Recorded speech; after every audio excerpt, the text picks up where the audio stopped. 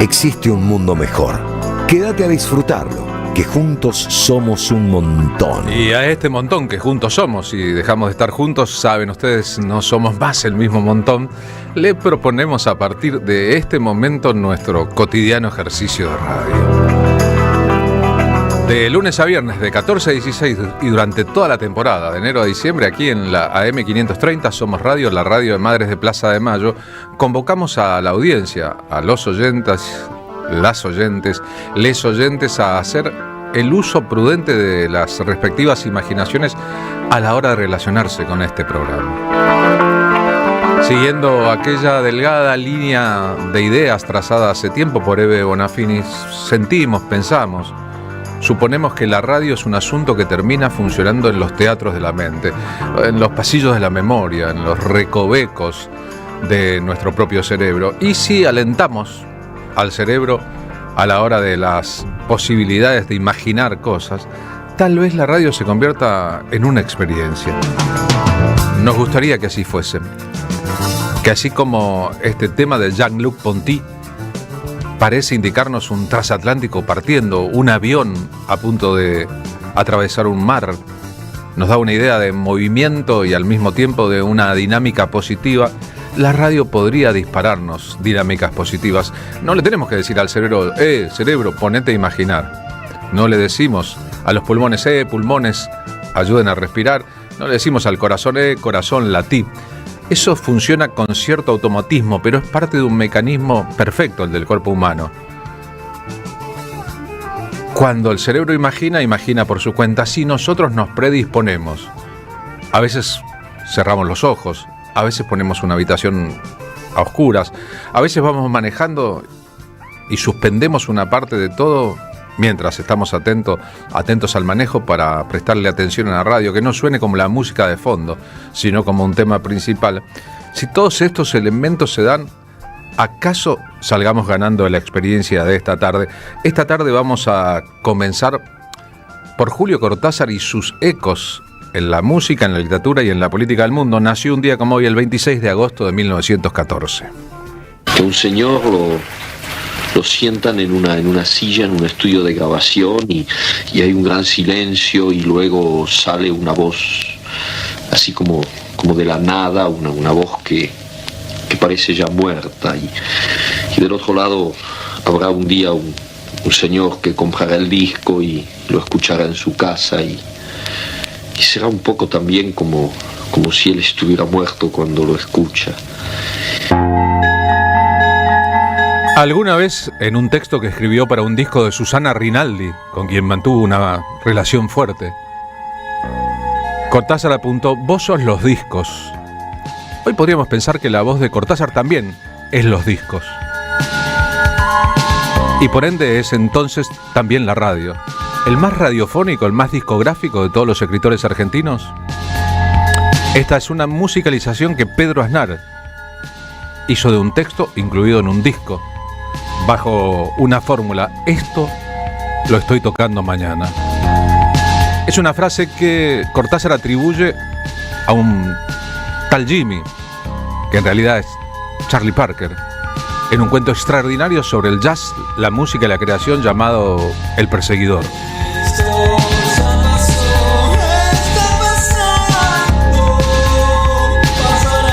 Charlie Parker está haciendo una revolución en la historia del jazz. Está fundando con su estilo el bebop. Y al mismo tiempo se está inyectando heroína. Va a terminar muerto muy joven.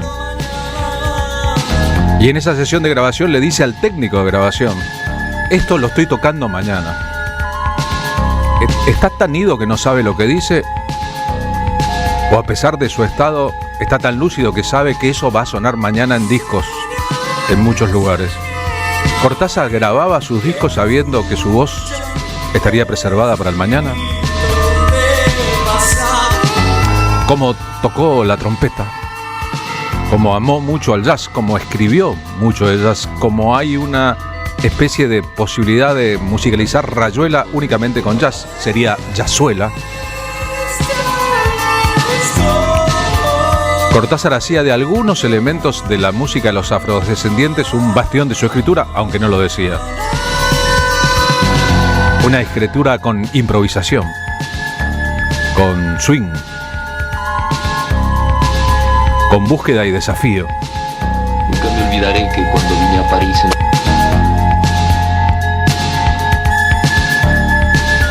Cuando en 2014 se cumplieron 100 de su nacimiento en Bruselas, Bélgica, hijo de un empleado de la embajada argentina allí. La Feria del Libro de París lo saludó a Cortázar como un escritor propio. Cortázar nació en Bélgica. Su familia derivó por varios países antes de volver a la Argentina. Se formó en la Argentina y se fue de aquí a comienzos de los 50 hasta su muerte. En los 80 tempranos vivió en París, pero nunca escribió en francés. Sin embargo, la pregnancia de su figura y de su obra es tan importante, ha sido y seguirá siendo tan importante, que Francia lo considera uno propio. Argentina lo considera uno muy propio.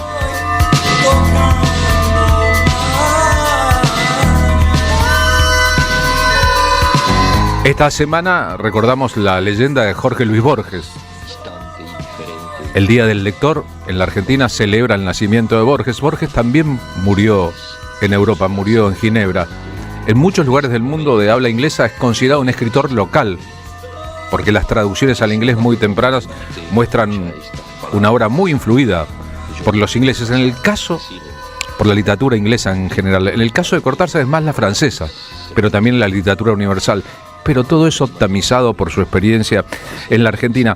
Entre los cuentos famosos de Cortázar, que fue un gran cuentista, además del Perseguidor, una obra maestra, figura Casa Tomada, una ficción. Dentro de una casa quedan dos hermanos en la última habitación, que es la cocina, y el resto de la casa ha sido tomada. La crítica diría, por el momento de su publicación, que era una metáfora sobre lo que la clase acomodada, la clase media, sentía con la irrupción del peronismo. Era el peronismo el que se iba quedando con todo, y los que estaban refugiados en la última habitación posible esperaban la invasión final.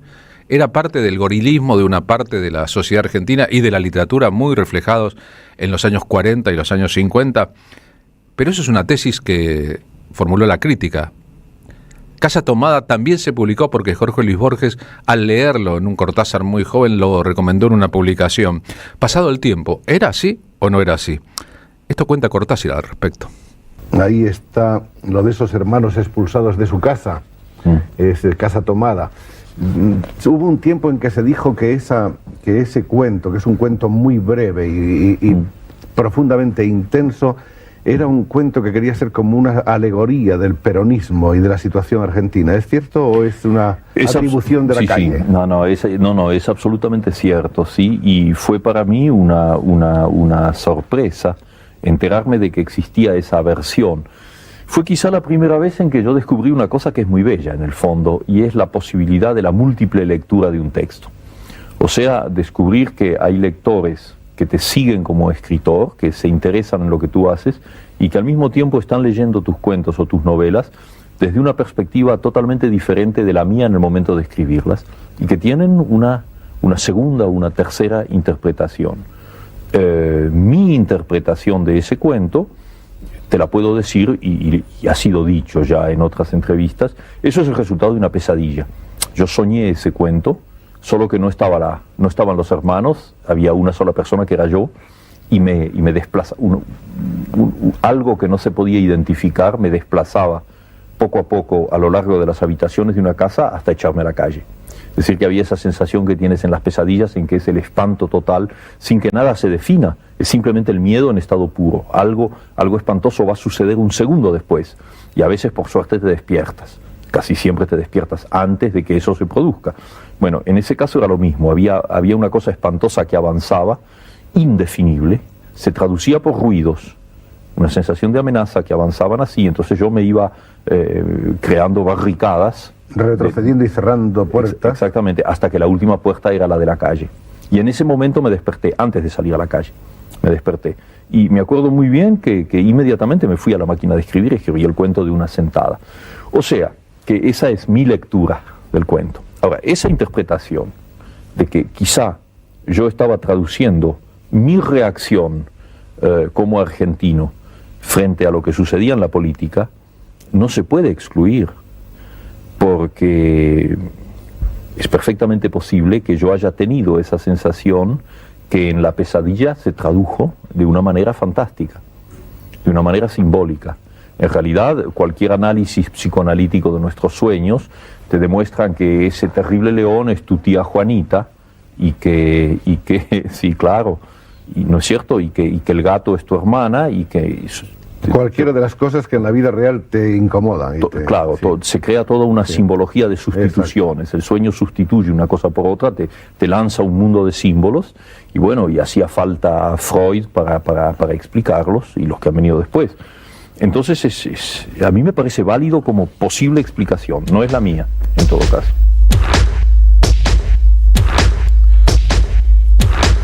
Cortázar se fue de la Argentina durante el segundo de los gobiernos peronistas, al final del primero, en 1951. La idea de grabar un disco de manera más o menos... Prácticamente no había publicado obra importante en la Argentina. Es más, le habían rechazado obras importantes, pero se fue sintiéndose asfixiado por el clima de época. Siempre tuvo que mantener a una familia, una madre y una hermana. Por eso trabajó de profesor en oficinas, por eso peregrinó por la Argentina como docente, trabajó en la provincia de Buenos Aires, trabajó en Mendoza. En la medida de lo posible. Y en Francia, París, se encontró, primero, trabajos bien pagos, incluso uno en la radio. Las actualidades francesas en castellano, de ahí viene su radiabilidad, a pesar de el problema en el frenillo, que le hacía un acento con una R rara, y consiguió trabajo de traductor en la UNESCO. Pudo radicarse y vivir cómodamente, y a partir del boom de la novela Rayuela en los tempranos 60, y pese a que la crítica argentina no la entendió en general al principio, Cortázar se convirtió en un escritor muy famoso. Siempre me ha molestado eso de sentir que un señor... Su fotogenia, estamos compartiendo uno de los famosos retratos de Sarafayo, del Cortázar joven, el hecho de que portara una enfermedad que parecía impedirle envejecer, su cara de niño,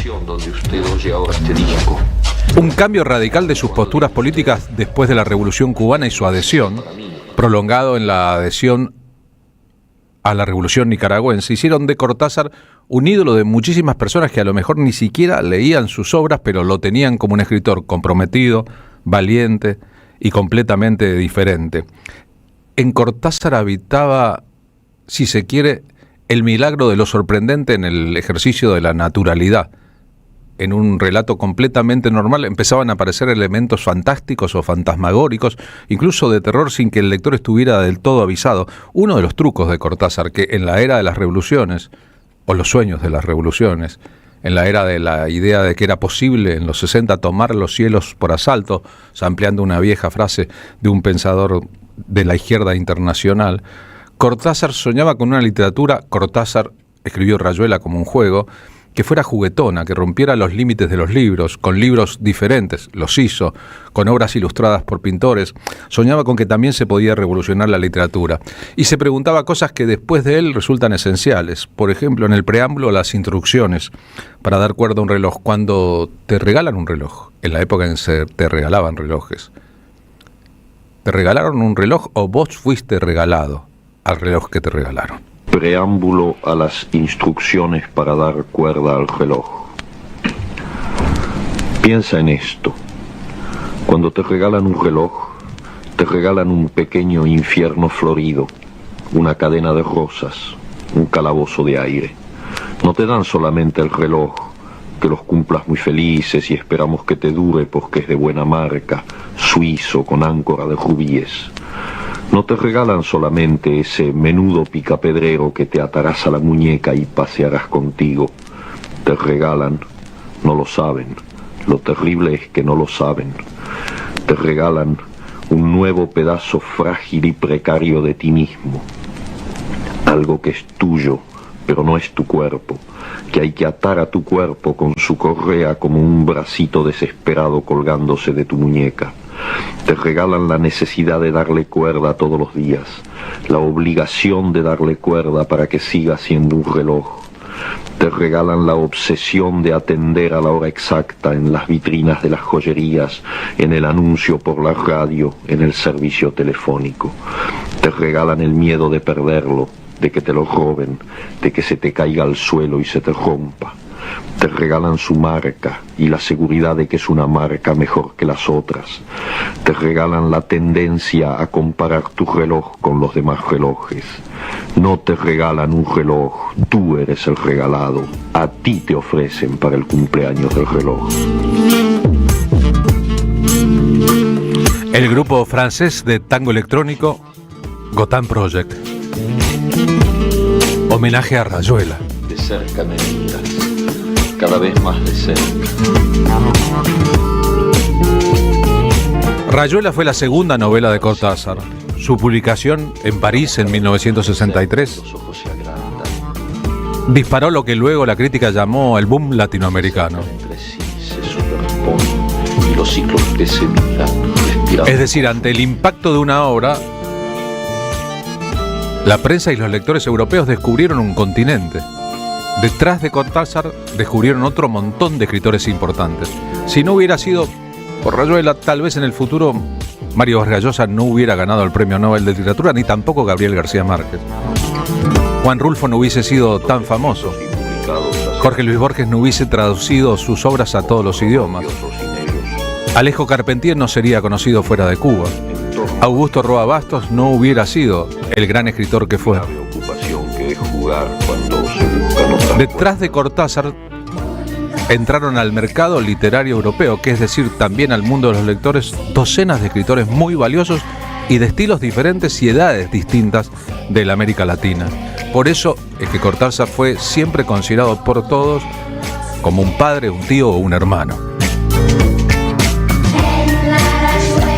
¿Y por qué le puso Rayuela a esta obra?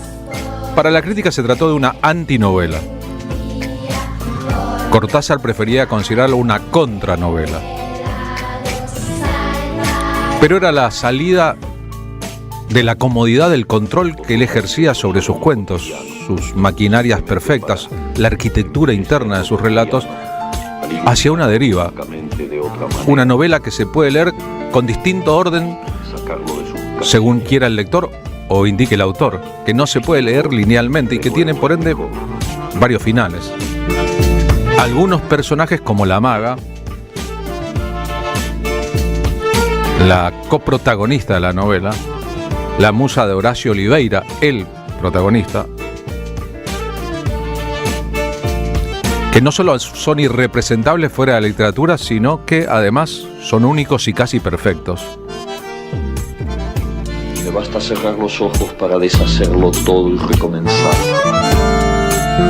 Había trabajado 4 años consecutivos en Rayuela. Rayuela se quedó a vivir por siempre en un ambiente y sus personajes.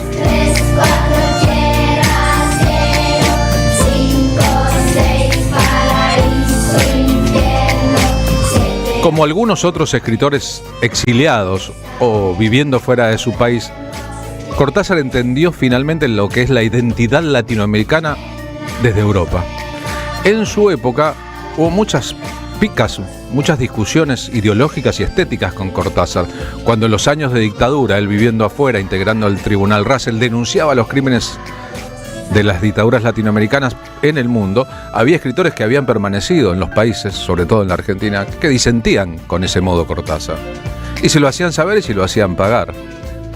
Cortázar volvió del exilio o de la estadía afuera en el 73 con el triunfo de Cámpora y volvió en el 83 con el otro retorno a la democracia, tentado por el alfonsinismo para un cargo que nunca recibió.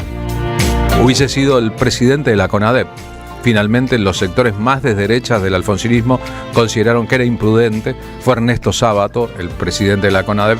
Cortázar volvió a París y murió un poquito después de una enfermedad que portaba. Nosotros en América Latina no tenemos una identidad definida.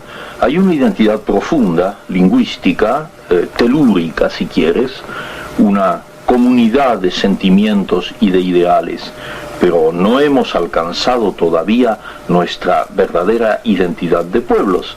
En la medida en que sigamos siendo manipulados y colonizados y explotados, por un lado por el imperialismo norteamericano, por otro lado por las dictaduras que en este mismo momento están haciendo lo que tú sabes muy bien en América Latina, nuestra identidad es una identidad un tanto ideal, es un deseo de identidad, pero que no está plenamente logrado.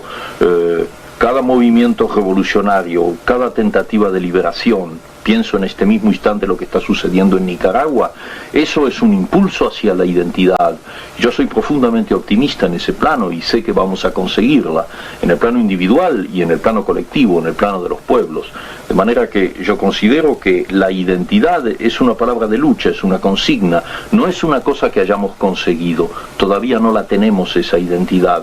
Estamos aislados, balcanizados, compartimentados, nos destruimos entre nosotros en querellas absurdas y el resultado es que la identidad sigue siendo un ideal, pero tengo también la convicción de que todo lo que ha sucedido en América Latina a lo largo de este siglo muestra que hay un proceso irreversible y que vamos camino de nuestra identidad, un camino que está costando mucha lucha, que está costando mucha sangre y que en definitiva es sin embargo un camino que ya está de alguna manera trazado en el tiempo y que, te repito, es irreversible. Literariamente un escritor del género fantástico, con algo de surrealismo y después de realismo mágico. Cortázar era fuertísimo en el relato corto, en los cuentos, pero también tenía una prosa poética muy interesante y escribió con Rayuela una novela monumental e histórica. En la poesía flotaban sus relaciones personales, sus matrimonios y sus romances, algunos muy notables. Liliana Felipe cantando Java a partir de un texto de Cortázar.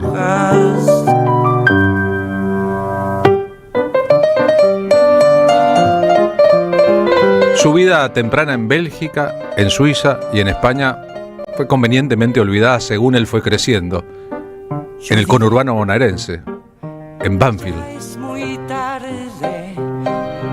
Y después la mudanza al centro de la capital federal, los trabajos en el centro, los bares donde escribía, el subte, los cines, los teatros que quedaron para siempre como escenario de su obra, el barrio de Agricultura, donde vivió su madre con su hermana, donde hay bares y sitios que celebran a una hora que escrita a la distancia del exilio, sin embargo, siempre tuvo la Argentina y el castellano pronunciado a la Argentina como leitmotiv.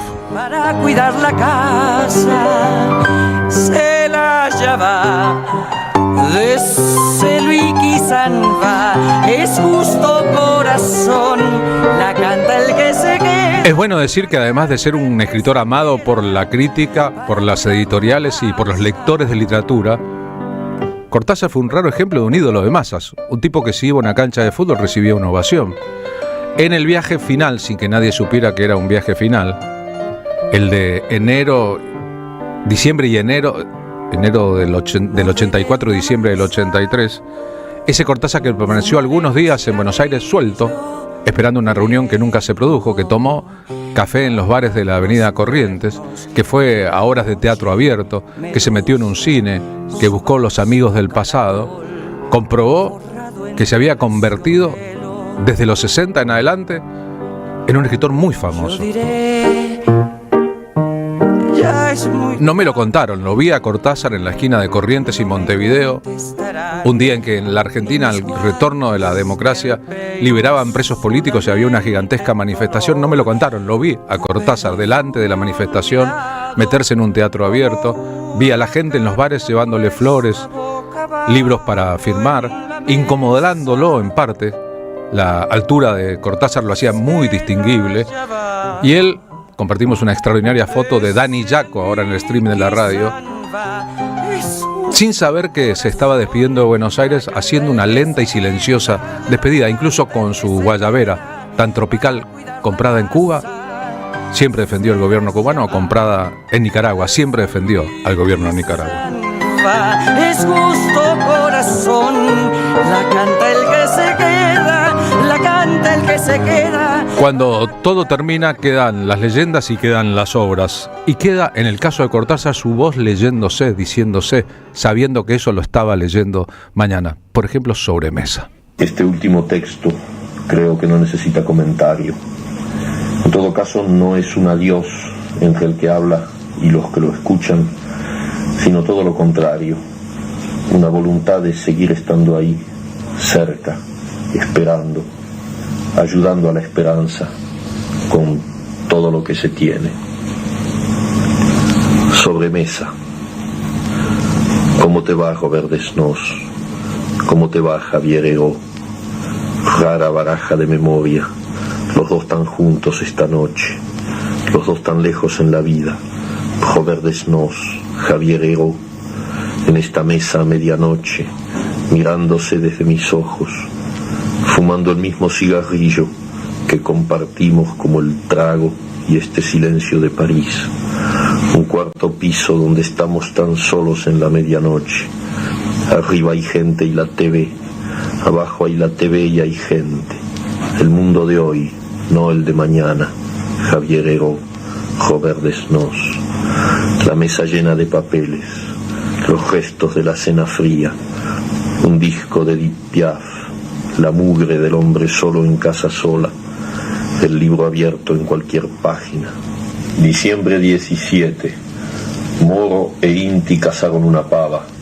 Nosotros, Tuma, Rolando y yo, nos dedicamos a hacer la cueva secundaria que puede quedar lista mañana. Llueve en París, llueve en Camiri. ¿Cómo te va, Regis Debray? Llueve en La Habana, llueve en Praga. Elizabeth, el día llega cantando por los cañadones. Llega con Tania y Michel Firk. Iremos juntos a los bailes de las esquinas liberadas. Juntos de nuevo. Juntos todos los que esta noche están tan lejos, fumando el mismo cigarrillo del hombre solo en casa sola. Y si tenemos suerte, puede que también venga ese que mira siempre a lo lejos mientras nace el alba en la profunda selva. Junio 26.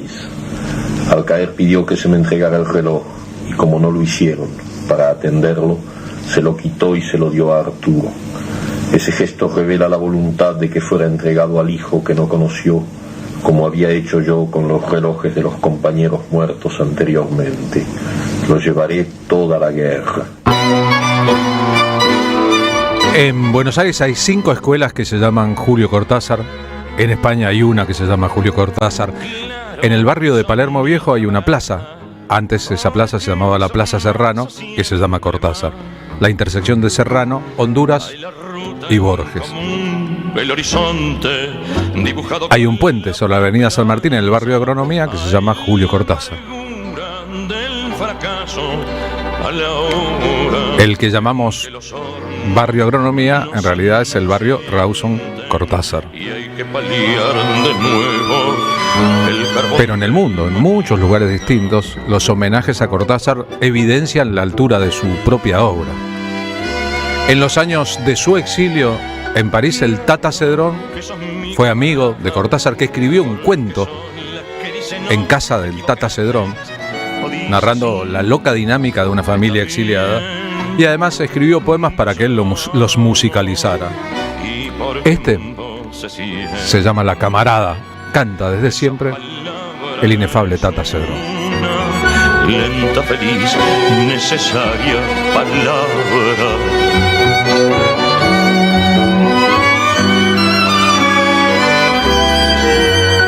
Hay cama en camarada y en camaranda en randa. Tu perfume en mis brazos, tu barca anclado al lado de la mía.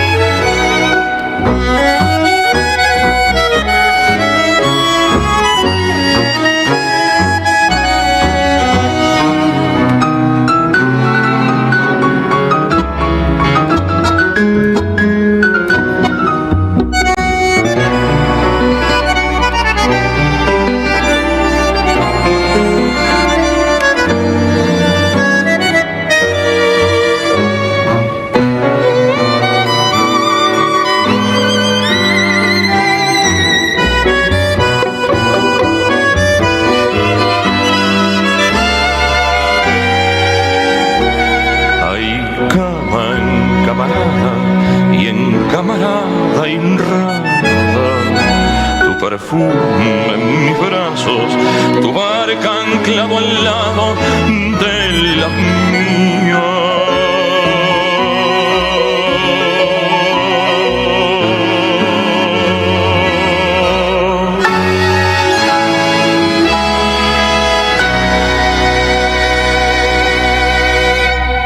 La tarde con Carlos Polimeni. AM530. Somos Radio. Auspician La tarde con Carlos Polimeni. El destino de tus vacaciones está en Turismo Cabal. Viví los momentos que querés, con viajes armados a tu medida, con las mejores ofertas y los paquetes que buscas, con más de 35 años de experiencia. Entra en www.turismocabal.com.ar y encontrá las vacaciones que necesitas. Turismo Cabal. Seguridad en viajes.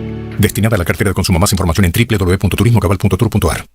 La Municipalidad de Pehuajó sigue inaugurando obras. Cierre del primer basural a cielo abierto de la provincia de Buenos Aires. Nuevo complejo ambiental. Jardín 919. Centro de Atención Temprana Dr. Ferreira. Complejo cultural. Nueva guardia del hospital. Más de nuevas 200 viviendas. Pehuajó. Gestión Pablo Javier Zurro. Ahí, cuando te subís al auto, mientras remodelas tu casa o cuando abrís tu negocio todos los días, te acompañamos en cada momento de tu vida para que puedas desarrollar tus proyectos con la tranquilidad y el respaldo de siempre. Llama al 0810-222-2444. Consulta con tu productora o productor asesor de seguros. Ingresá en provinciaseguros.com.ar o seguinos en nuestras redes sociales. Provincia Seguros, una empresa del Grupo Provincia. Número de inscripción 499, Superintendencia de Seguros de la Nación, 0800-666-8400. ¿Querés renovar tu casa? En AM Blanquería encontrás sábanas, toallas, toallones, alfombras, manteles y cortinas de primeras marcas.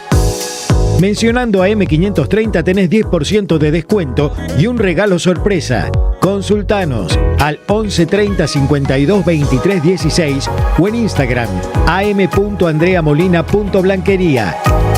AM Blanquería, todo para disfrutar cada rincón de tu casa.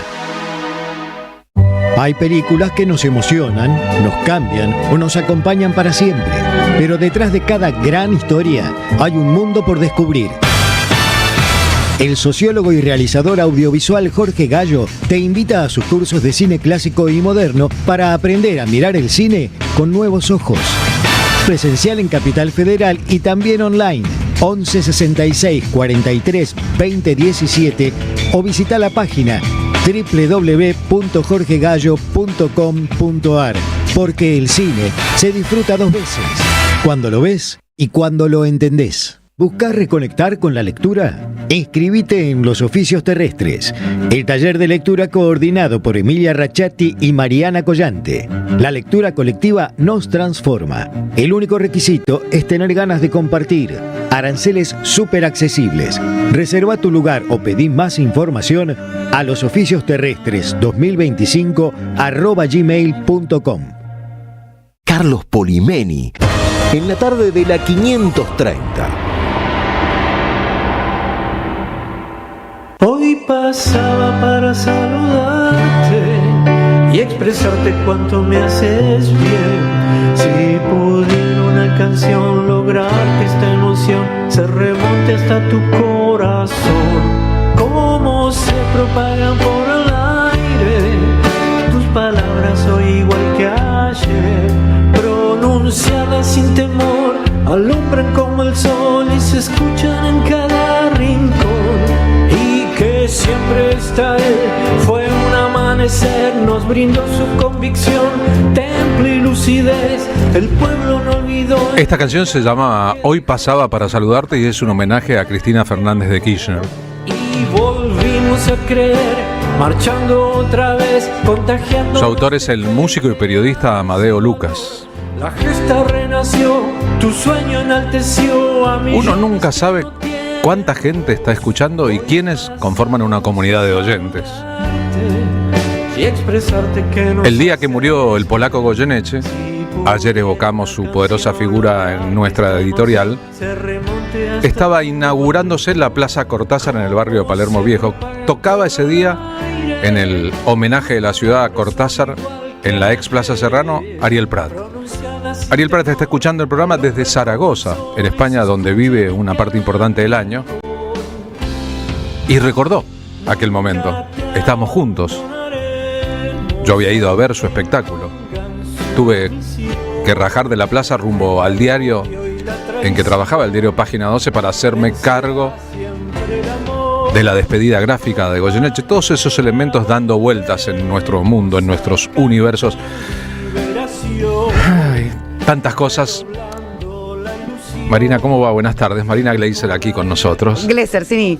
Gleiser Raimundo, hoy hace 435 días que Cristina está presa y proscripta, y por más que se empeñan en omitirlo cuando van a los prime time de la televisión o en los muy asiduos stream de moda del momento, lo omiten. 435 días que este Poder Judicial partidario, carente de toda imparcialidad, carente de debidos procesos y muy plagado de mamarrachos jurídicos y de familia judicial, cuando la misma Constitución prohíbe que dentro del Poder Judicial se pueda nombrar a familiares directos de los jueces. Claramente es una mafia quien tiene presa, proscripta, casi secuestrada a nuestra representatividad democrática, porque ha sabido defender los intereses de las mayorías de los argentinos, y es Argentina, queridos, queridas, si no se despabilan, o ya no se puede entender qué es este oprobio con el que convivimos día a día. 435 días de esta tamaña injusticia que no vamos a callar ni a dejar de decir, porque queremos votarla, porque además Cristina es inocente y porque nosotros tenemos el libre derecho de expresar quién nos representa democráticamente, y no hablo por mí misma ni sola, porque además nunca la política es para uno mismo. La política es un servicio de justicia y de solidaridad, o de esa búsqueda al menos, porque es un poco frustrante, ¿no? Porque justicia y solidaridad no es lo que está reinando ni abundando, mucho más hoy que Toto Caputo, que es el responsable de este modelo económico igual al de Martínez de Hoz hace 50 años en la última dictadura cívico-militar, es que pisa el Fondo de Garantía de Sustentabilidad para darle a los bancos para que 17.000 familias puedan adquirir créditos hipotecarios. No estamos pudiendo pagar la luz, los servicios, el gas, el teléfono. La plata de los jubilados, ¿no? Nada más y nada menos. O sea, nuestros padres, nuestros jubilados, nuestros aportes van a pisarle a este modelo económico de la violencia. Recién están sesionando en la Cámara Baja, tampoco declararon la emergencia en discapacidad.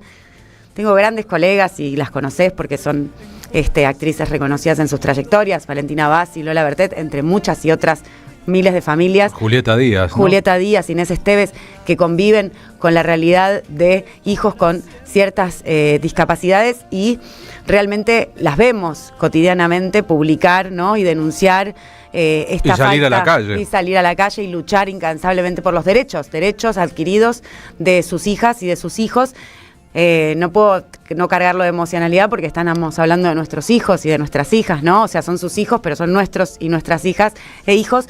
Y ministro de Economía, este plan macabro que tiene este modelo de valorización financiera, no le importa la vida de estas colegas ni de nadie en la sociedad, ni al conjunto, ¿no? Quiere muertos a una parte muy importante de los que deberían ser atendidos por el Estado, como está claro. Nos vamos a ir un cachito antes de continuar a las calles de la ciudad de Buenos Aires. Está Martín Suárez ahí en el Móvil 1. Martín, ¿cómo va? Buenas tardes.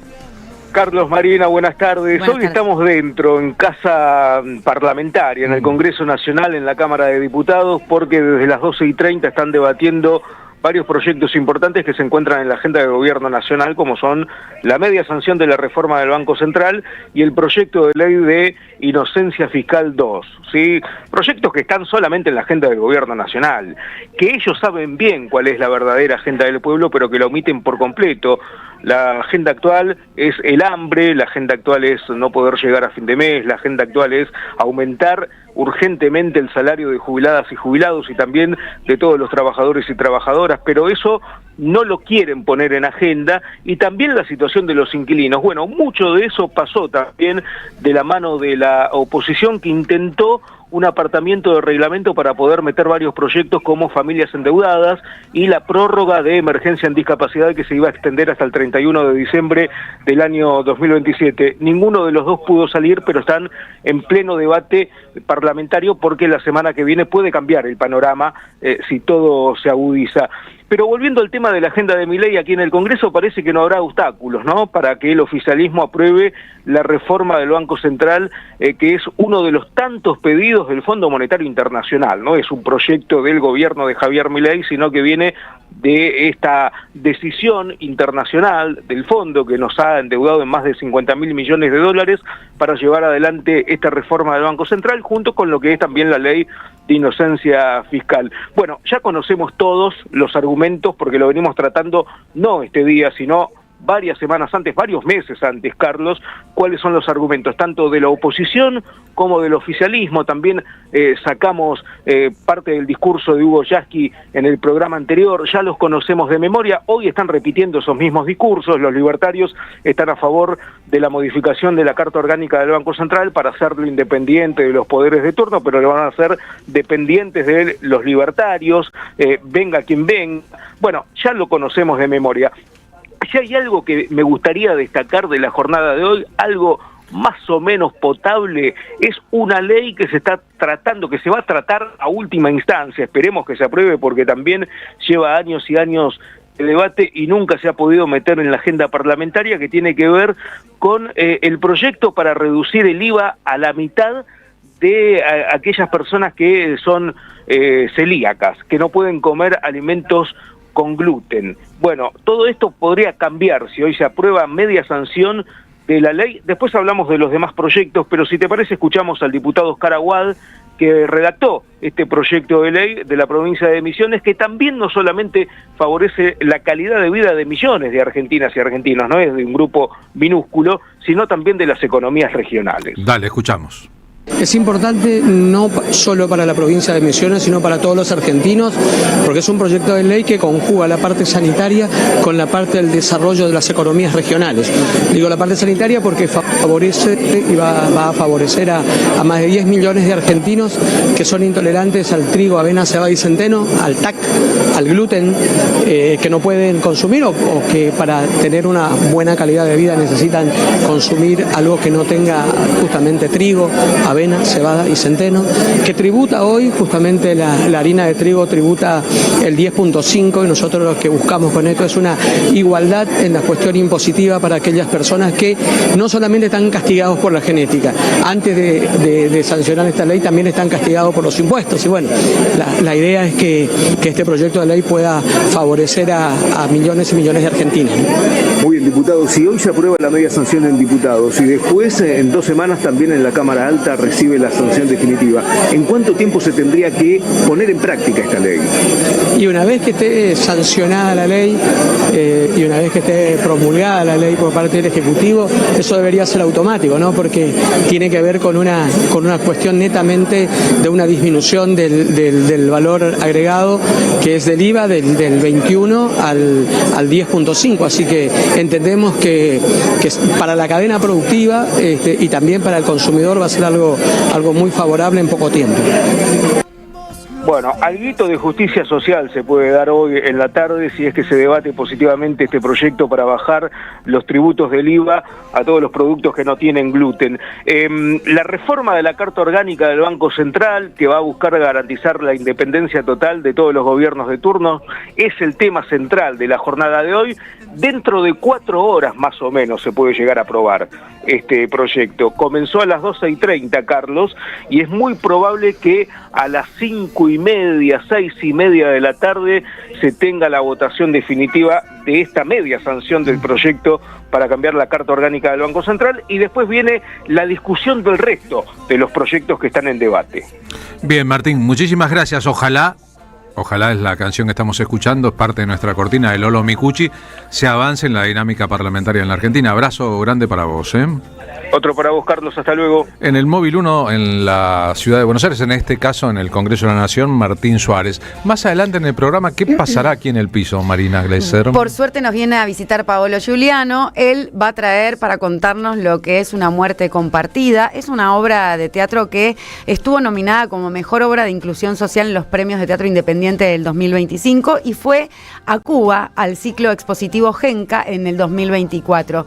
Trata de la muerte de Laura Benavides. Su familia intenta atravesar el duelo mientras conserva una imagen construida durante años, pero la llegada de Marcos, un hijo oculto, desata una serie de revelaciones que pondrían en crisis a los vínculos familiares y a las verdades, sobre todo, que se sostienen en este pueblo, ¿no? Porque sucede en un contexto de pueblo chico, infierno grande. Entre silencios, prejuicios y secretos, esta muerte compartida invita a reflexionar al público sobre la identidad, la aceptación y el costo de aquello que elegimos callar u omitir. Los silencios no son salud. Esa es una frase con la que no estoy de acuerdo.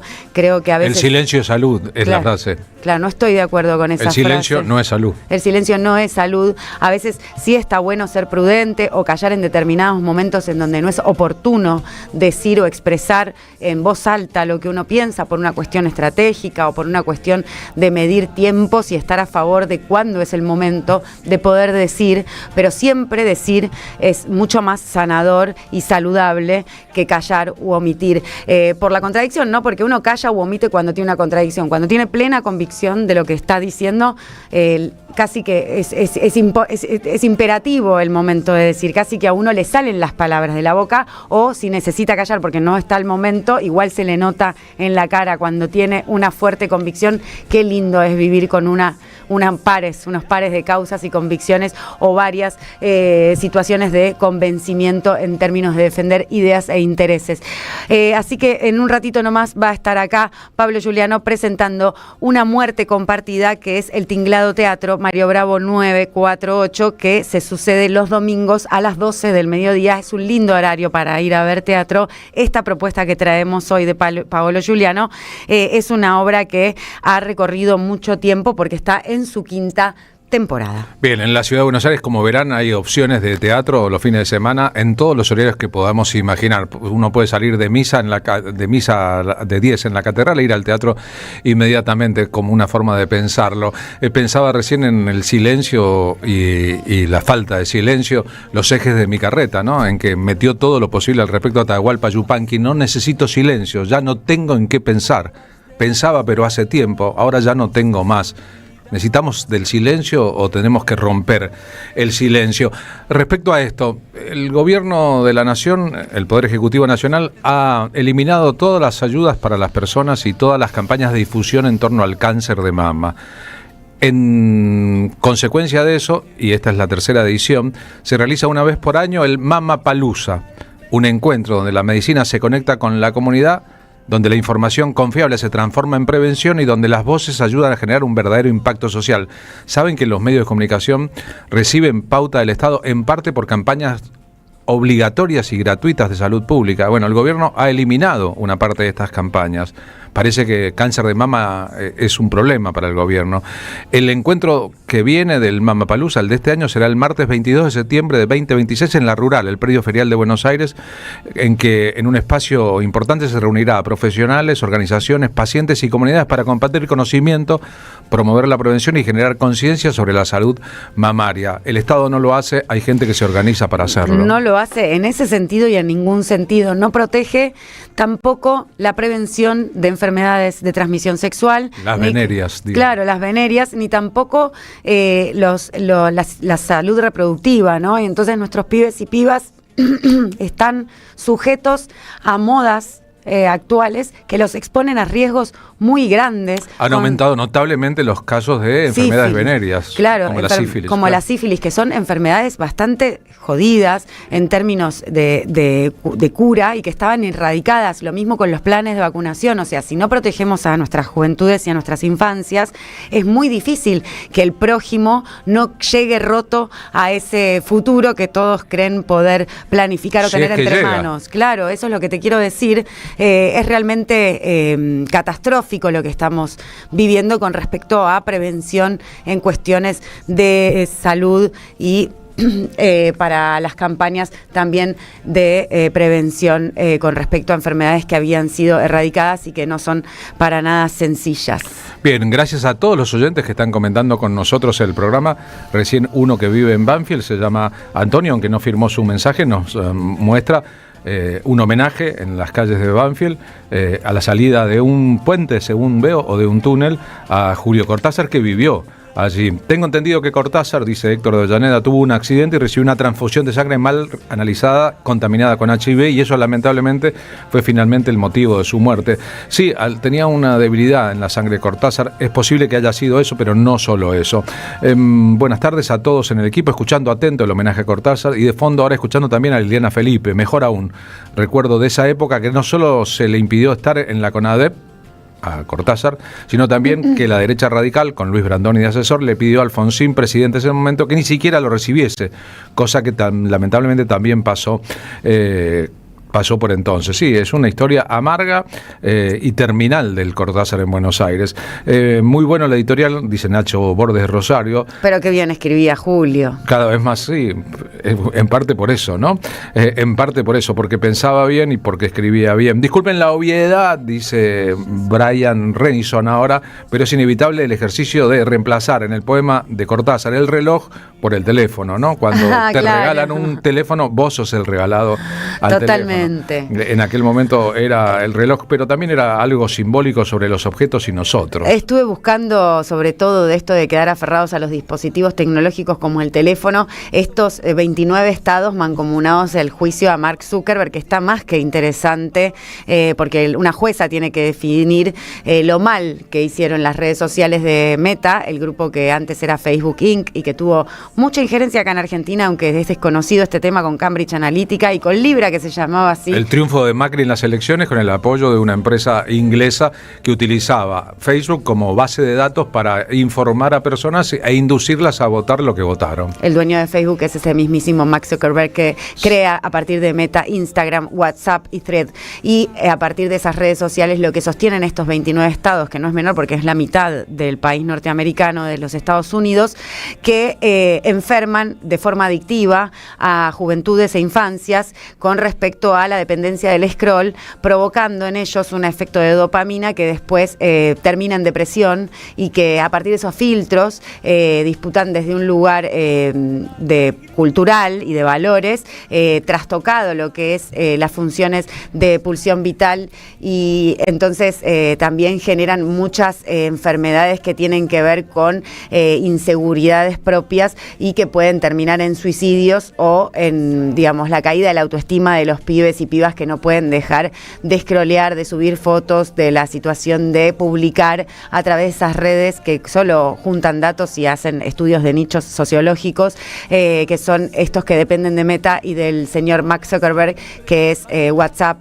Instagram y Facebook. Nos había anticipado Sebastián Nomowisky, nuestro experto en inteligencia artificial, esos juicios y los resultados. Hay ya condenas en muchos lugares y 700.000 millones de dólares a pagar. Para algunos puede ser un vuelto, para otros el comienzo de una etapa en que los estados tienen que estar presentes en un asunto que parecen haber olvidado, salvo que hayan sido los dueños de esas plataformas las que hayan influido en la presencia en el estado, en las presidencias y en las gobernaciones de aquellos que entonces no deciden nada. Por eso, digo, ellos ingieren de manera tutelada, incluso solapada, ¿no? Porque no es que se están presentando de forma democrática, es decir, yo, Mark Zuckerberg, a través de Meta y mis empresas quiero apoyar a tal candidato o yo me quiero candidatar, sino que usan esas bases de datos para performatear otros destinos comunes de la sociedad en su conjunto, y también en otros países como en Latinoamérica también. Pero estos 29 estados son por la afección que generaron en adolescentes y juventudes por dejarlos adictos a una situación que a sabiendas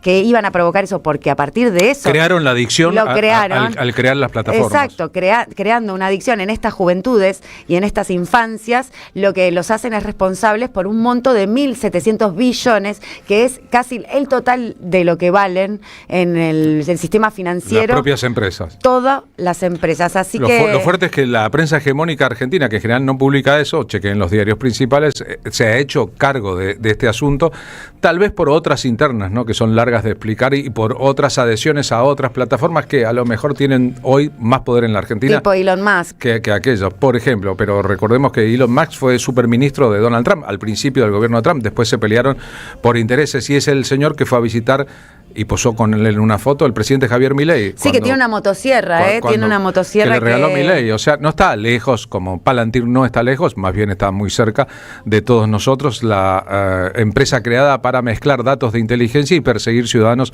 en cualquier lugar del mundo. Nos vamos rumbo a lo que vendrá para nosotros, que en nuestro espectáculo evitan el corazón. Que ganan, eso quiere decir. Creo que Alfredo Piro Rinaldi, que va a homenajear en esta versión del espectáculo al Negro Fontova, va a cantar Los Argentinos. Uy, le mandamos un beso a Gaby entonces también. Va a estar invitada Gaby. No silencian y la... Termina una etapa de la vida del restaurante Santa Evito en la calle Julián Álvarez al 1500 al 1900 en el barrio de Palermo Viejo. Nos invitaron a ser parte de un programa de espectáculos muy connotado. Es un lugar donde hemos estado haciendo nuestros espectáculos con mucha alegría, donde se han presentado Lidia Borda, Carlos Casella, donde han cantado figuras muy importantes de la música contemporánea, Cucuza Castielo, Mariana Mazú, y ser parte de esa cartelera para nosotros es realmente un honor. ¿Qué hacemos nosotros? Radio Café Concert. En este caso, bien evitista, lunes 7 de septiembre, entradas por Alternativa Teatral, y nos pareció bueno invitarlo a Alfredo Piro, tal vez por el barrio Palermo Viejo, los argentinos a cantar a Fontova. Porque somos mucho más piolas que los ¿Se acuerda cuando el PJ le dio a Gaby el carnet de afiliado de Fontova? Claro, porque estábamos homenajeando a Horacio Fontova y fue muy lindo, creo que era justo el día del cumpleaños. Era el día de cumpleaños y Gaby me pidió, su viuda me pidió a mí que yo presentara, y cantó también Alfredo Piro. Así y es. Dolores Solá. Todo esto en el PJ de la ciudad hace como 4 años. 4 o 5 años, ¿eh? Sí, 4 años. Me parece más o menos. Hace? Por ahí Hernán Greco se acuerda cuándo, porque fuimos juntos. Latinoamericanos subdesarrollados no podrán jamás ser tan hermosos como nuestra pura estirpe nazi. Así que todos esos asuntos juntos en una noche inolvidable, la del 7 de septiembre, es lunes, ¿eh? En el lugar se come extraordinariamente bien, es muy cómodo, es un templo evitista.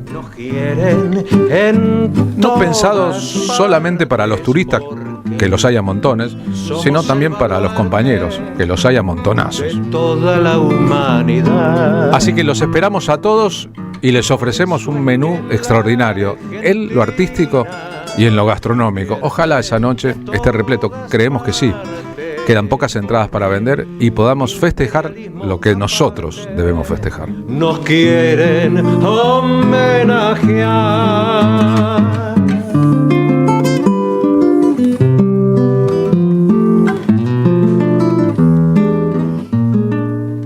La tarde con Carlos Polimeni.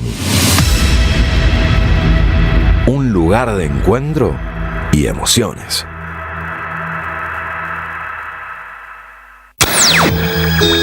Semana de la Radiodifusión Argentina.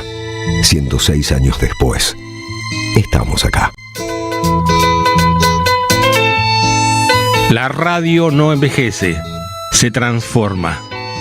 Está en el auto, en el celular, en el auricular, pero su esencia es la misma, la de ser el único medio que nos acompaña sin pedirnos que miremos. AM530. Somos radio. Una radio en mi cuarto me lo dice todo. Hay un lugar donde todo invita a quedarse. Un destino para disfrutar en cada momento. Aventura, deporte y relax.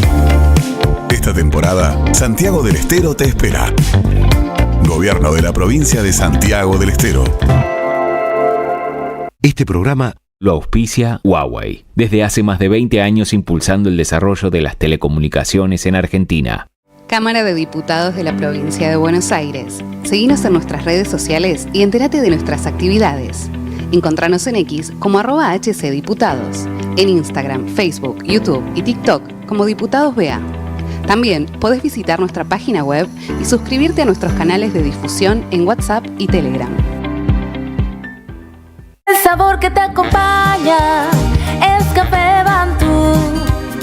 El aroma en la mañana de Café Bantú. Bantú. Tronador. Agua mineral, botellones y dispensers para el hogar y la oficina. Hacé tu pedido al 4201-2627 o mandanos un mail a info@aguatronador.com.ar. Tronador, agua de mesa envasada. 12 de octubre 632 en Avellaneda. Te esperamos en el Centro Cultural de la Cooperación Floreal Gorini para disfrutar de teatro, danza, música, espectáculos para las infancias, conferencias y presentaciones. Podés compartir un rico café o leer un buen libro en la calidez de nuestra planta baja. Recorre nuestra agenda en www.centrocultural.coop y seguinos en las redes sociales. Comprando las entradas con tarjeta Cabal Crédito o Débito accedes a un 50% de descuento. Centro Cultural de la Cooperación Floreal Gorini, Avenida Corrientes 1543, Ciudad de Buenos Aires. Una experiencia cultural y cooperativa.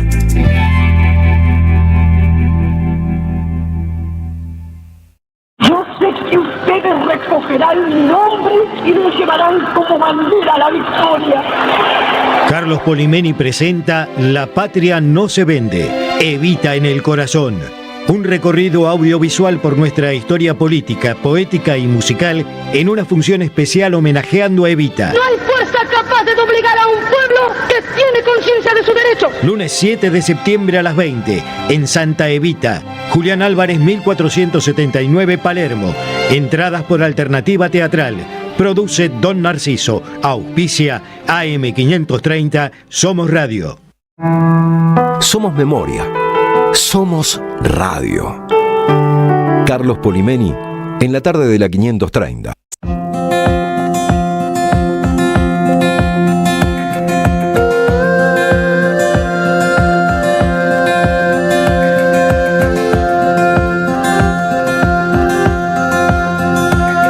Las calles que dejamos, los días que no vuelven, la vida que nos mira pasar.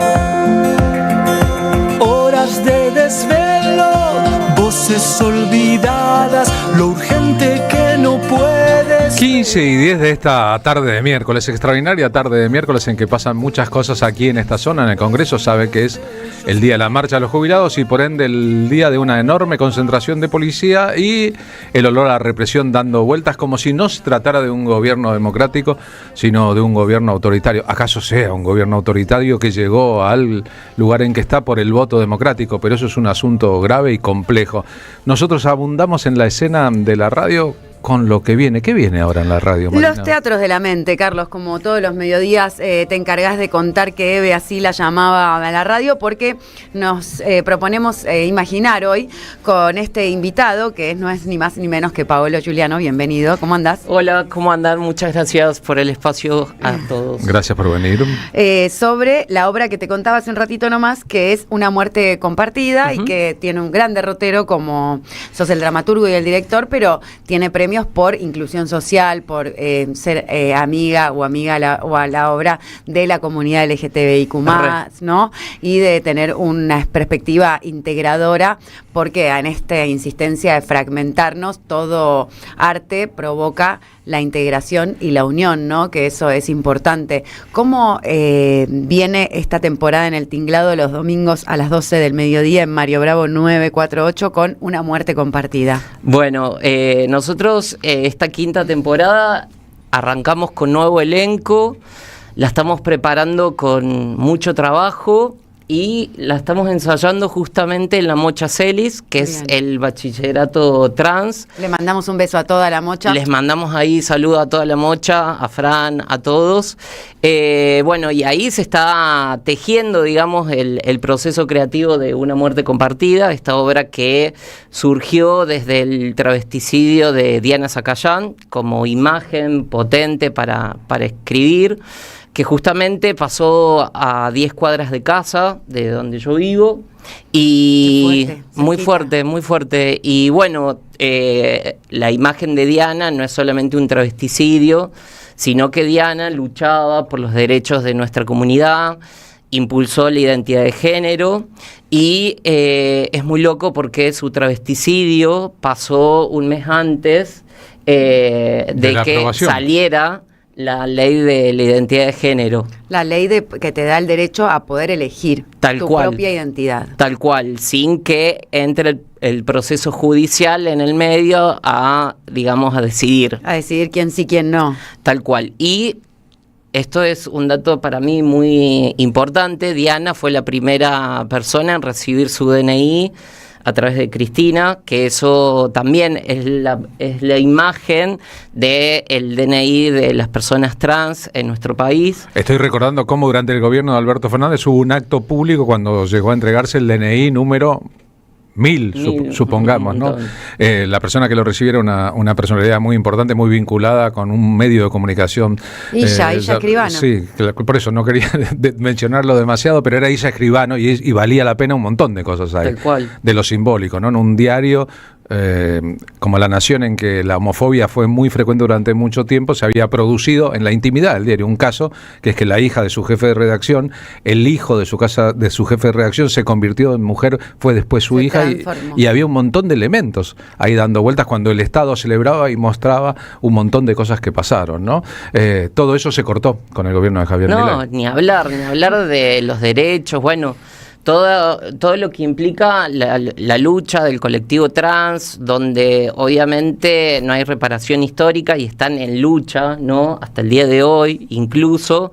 Y bueno, la obra justamente aborda la cantidad de violencias que sufre el colectivo LGTBQI+ en nuestro país, saliendo un poco de capital. La historia se concentra en un pueblo.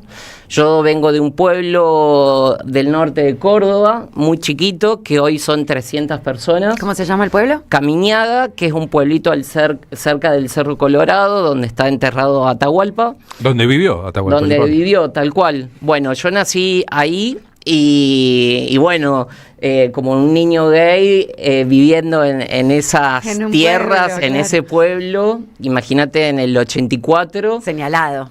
Tal cual, cargué con un montón de prejuicios y es muy duro para cualquier tipo de identidad diversa, digamos, vivir en un pueblo donde se cargan con los prejuicios, nuestras vidas están siendo es como el chisme es Sí, observada, ¿no? Tu chisme es mi vida. Tal cual, es el entretenimiento del pueblo, ¿no? Si pasó hace 42 años, estás diciendo. Claro, pero esto sigue estando. Sigue vigente, digo, pero además eras muy niño. Era muy niño y bueno, y eso es lo que trae el ADN de la obra, ¿no?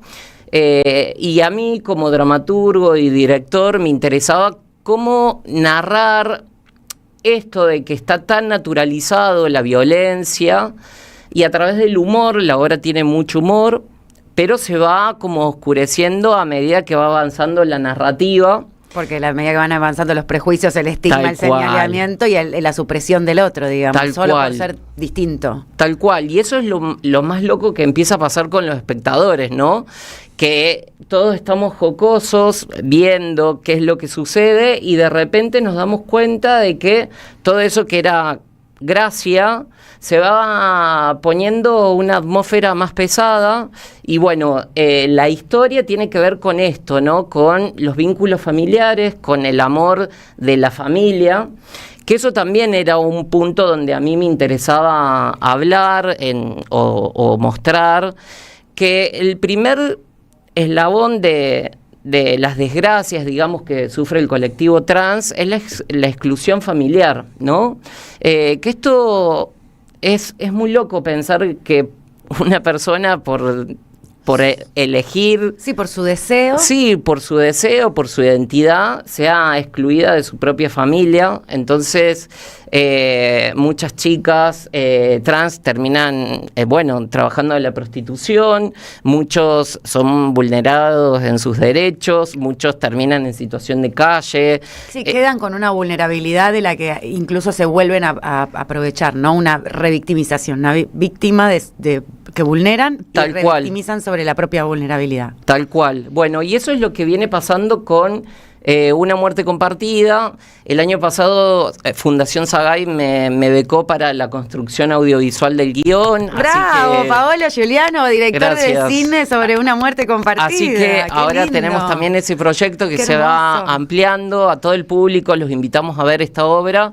¡Qué hermoso! Porque es una obra que emociona, no es porque la haga yo, sino es por la convivencia, esto de lo que pasa entre las personas que van a ver la obra. Porque es auténtica, porque es genuina y porque nace de una verdad que está ahí. Bueno, gracias por eso. Pero sí, pasa algo muy loco que tiene que ver con que todos somos parte de esa historia, ¿no? Viste que hay un gran escritor llamado Flaubert que escribió una gran obra, Madame Bovary, que una vez dijo, Madame Bovary soy yo. Claro. Y Liliana Felipe tiene una canción, ¿no? Que la nombra Madame Claro, Bovary. como Madame Bovary, todos tenemos una deuda con el FMI. Dice. Es que para mí uno escribe de lo que piensa. Bueno, esta obra para mí yo la escribí desde el miedo más profundo. Yo por lo menos tuve la suerte de recibir una familia que a mí me abrazara con mi forma de ser. Que te comprendiera. Tal cual, pero hay muchas identidades, sobre todo en los pueblos, ¿no? Que se exilian por esa falta de aceptación. Y empieza como una cadena de tragedias que es tremendo. Sí, que es de conocerse a sí mismo, ¿no? Porque digo, negarse la existencia porque el otro no te la da o no te lo permite. Tal cual. ¿No? Hay una migración de miles de personas hacia las grandes ciudades, a las grandes capitales, sobre todo la capital federal, porque vistas desde la perspectiva de la distancia, son lugares mucho más liberales, mucho más receptivos para las diferencias que el pueblo chico, pero se encuentran con otras realidades, que ya la capital federal, por ejemplo, no es la misma que era antes, o Tal que las cual. grandes ciudades no son lo mismo que eran antes cuando el Estado estaba presente y no se ausentaba como ahora. Es más, no había presidentes homofóbicos. Bueno, eso ni hablar. O sea, ahora los discursos de odios que tenemos hacia nuestras identidades. Política de sumamente- Estado. Es tremendo, es tremendo. Nos han dicho pedófilos en la reunión de Davos, ¿no? Sí. Como todo lo que viene Delante de los arriba. verdaderos pedófilos, por otra parte, acusar Sí. de pedófilo al otro. O no, generando, por ejemplo, en el gabinete mismo al que le rinden pleitesía y frente a quien se arrodillan verdaderamente, a Scott Bessent, que es justamente homosexual y que tiene hijos y que no es pedófilo. Bueno, el cupo ¿Es laboral gay? trans se dejó de cumplir. Lo sé, y ayer justo Eh, dije, ¿con cuántos travestis trans laburás? Que es Tal una cual. pregunta, ¿no? Para hacerse... Cerró el INADI. Bueno, volviendo a la imagen de Diana Zacayán, Diana laburó en el INADI, por ende, el travesticidio de Diana no es solamente un travesticidio más, No. es la imagen de una persona que luchaba por nuestros derechos, militaba, era voz propia y a la vez su travesticidio mostró la imagen de odio, no a su identidad, digo, porque fue un crimen muy brutal.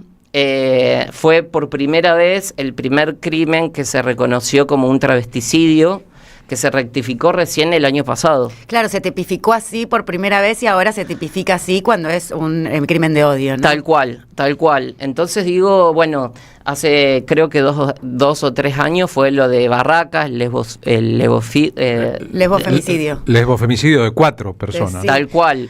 No, y ayer viste que el director de la Unión Europea, Arán, decía que la violencia contra Cristina Kirchner el 1 de septiembre del 2022 era el acto de mayor violencia contra una mujer en la historia, ¿no? Y lo decía de la Unión Europea para la señora de bien, ¿no? De Recoleta, porque si cual. lo dice Marina Glesser con Polimeni, pero si lo dice Tal la Unión cual. Europea, clean. Entonces, digo, en ese sentido, no podemos escindir que era Cristina quien trabajó para ampliar esos derechos pagando un costo también, porque viste que cuando uno amplía Re, a derechos, re. están los otros que recrudece como una sensación de odio. Tal cual.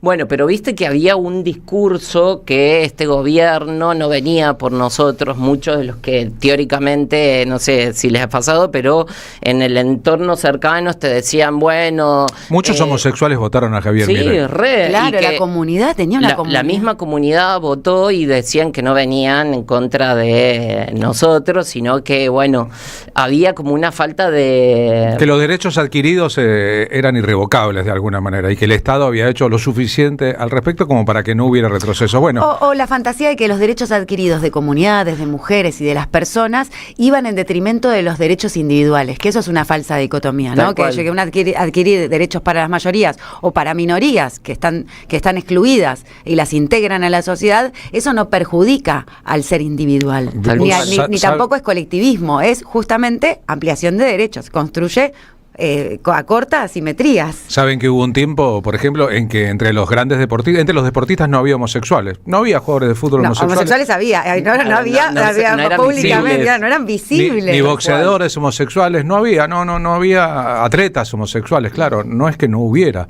se escondían. Los escondían. Ellos mismos, por prevención, se escondían de sus propios compañeros, de sus dirigentes, de su familia, se escondían. Bueno, creíamos que ese mundo había desaparecido con la asunción en público de identidad por parte de numerosas personas reconocidas en el deporte, en el arte, en la cultura, en el espectáculo, en la vida pública, etcétera. En las bancas legislativas que hay tantos. El gobierno se dé cuenta de que no hay homosexuales en la libertad avanza. El gobierno se dé cuenta. A Damián Arabia. Imagínate si los hubiera y dijeran sí. Serían parte de un gobierno que los persigue. Es raro. Es que para mí, cuando hay homofobia, la obra también aborda el tema de la homofobia, que la homofobia surge para mí, para mi visión, ¿no? Cuando hay un deseo. Que no se anima a ser vivido. Entonces... es como una proyección. Claro, tal cual. Yo quisiera y no me animo, entonces te Entonces, aturo. como vos podés, yo hago esto para frenar esa libertad que vos tenés. Te odio porque no puedo ser como vos. Claro. Es como algo que es como, es como una envidia a ser el otro. Extremada, ¿no? Porque la envidia es algo primario que todos y todas pueden sentir. No sé si usted es envidiosa o envidioso, no se preocupe, no está haciendo homofóbico. Para quien quiere ir un domingo a ver la obra, ¿qué pasa en la obra? ¿Qué se ve? La obra es esto, ¿no? Te trae el pueblo a tu casa, es como si vos entras a sala, de hecho entras a sala, los actores ya están en escena y te traen el pueblo a través de los olores, de los sonidos. Y algo muy loco que pasa es que vos parece que estás viendo la obra desde la ventana de esa casa. Estás espiando. ¿Hablan en cordobés del norte? No, hablan como en un lenguaje pueblerino, pero no sabes de dónde es. Podría ser cualquier pueblo. Puede ser cualquier pueblo. Tal cual, es que eso quería, ¿viste? Como que puede ser, no sé... Chacharramendi en La Pampa. Tal cual. O, no sé, Córdoba en lo profundo. Y esto, a través de un clima muy jocoso, vas viendo cómo son los personajes. Hay una madre, hay sus hijos, están sus hijos, están los vecinos del pueblo, y empieza a suceder algo donde todo el tiempo vas pensando que la historia va por un lado y de repente te va llevando para otra, y cuando piensas que va por ese lado, vuelve a cambiar para otro lado el rumbo de la historia. Y eso empieza a tener el espectador más vivo que nunca, se empieza a divertir, y al momento en donde se revela una gran verdad en la historia, ahí el espectador empieza a quedar, se calla, muy atento, está ahí mirando, expectante qué es lo que sucede hasta el final, que también nosotros en el final preguntamos dónde está Tehuel de la Torre, que obvio que fue un pibe que fue a buscar laburo y nunca más apareció, un pibe trans, ¿no? Y nos preguntamos dónde está Tehuel, que ahora, se reactivó todo el tema del juicio, pero todavía no están firmes las condenas. De hecho, hay una persona que todavía no aparece para ser juzgada.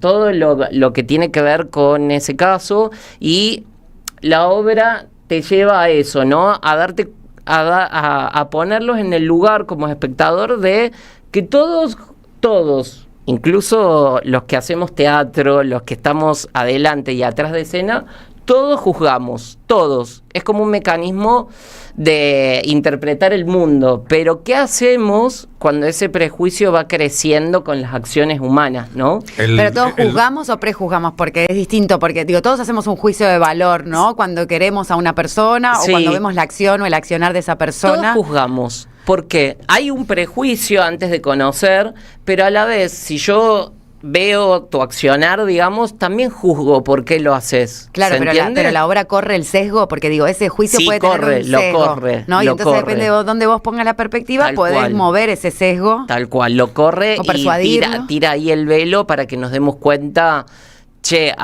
mirá, de esto estaba tomando partido y no era tan así como lo estaba pensando. El domingo lo comenté, el lunes tuve la oportunidad de ir a ver en Buenos Aires en un teatro una versión en clown, el lenguaje del clown, de La casa de Bernarda Alba de Federico García Lorca, una de las grandes tragedias de la historia del teatro. Se llama Bernarda en la casa, casi no se consiguen entradas, están siempre llenas las funciones, las entradas son a la gorra virtual, y el lenguaje del clown en una tragedia despierta muchos momentos de risa, son muy cómicas las mujeres que interpretan el drama, pero cualquiera que conoce el drama sabe hacia dónde va y que va a haber un momento que toda la comicidad se va a ir al carajo porque va a haber una muerte de una mujer en una casa como un subproducto del dominio maternalista, en este caso no hay hombres, de la situación. Bueno, y cuando una maternalista bastante patriarca, sí, si se quiere, ¿no? una madre patriarcal, por decirlo de alguna manera. Y cuando eso sucede y se borran todas las risas y queda el espanto y el ruido de la muerte y de los disparos y los ruidos, el teatro entero cambia completamente el registro. Y después cuando las actrices hablan y dedican la obra a las mujeres asesinadas, aquello que ocurrió en la ficción hace 80 años, el estreno en Buenos Aires, o que García Lorca escribió hace 90 y pico de años, ya no es una cuestión del pasado, sino que está corporizada en la propia ciudad.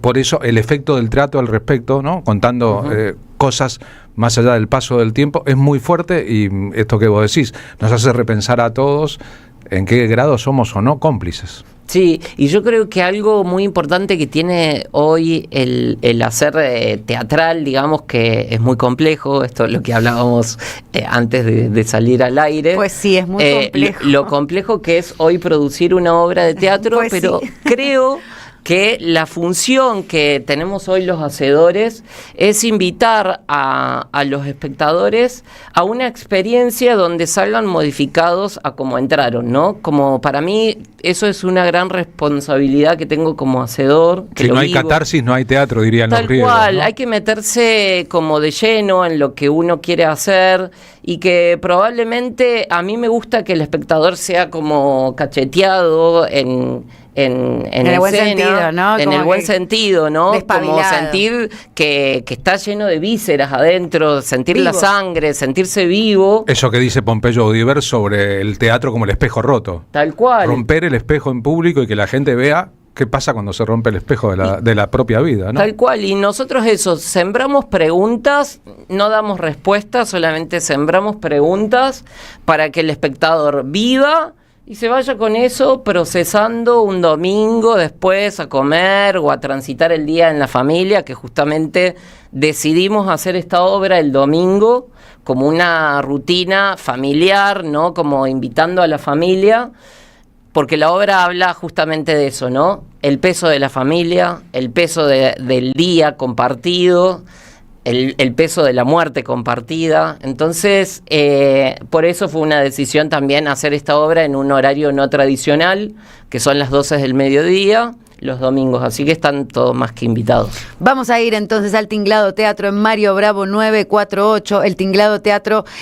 todos los domingos de septiembre y octubre a las 12, o sea que estrenás el primer domingo de septiembre, que entiendo. Estrenamos el 6 de septiembre y estamos septiembre y octubre. Y las entradas las conseguimos a través de Alternativa Teatral. Claro, esta obra está nominada como Mejor Obra de Inclusión Social en los Premios de Teatro Independiente y también estuvo bueno que se fueran a Cuba, ¿no? Te queremos agradecer, Paolo Giuliano, siempre es un placer hablar con vos y sobre todo con la empatía enorme que genera Gracias. tu historia y tu lucha y también tu arte, así que muchas gracias. A ustedes. Bien, apoyemos entonces el teatro independiente. Si hay un teatro independiente, ¿es que hay otro teatro pendiente? ¿O independiente? La tarde con Carlos Polimeni. AM530. Somos Radio.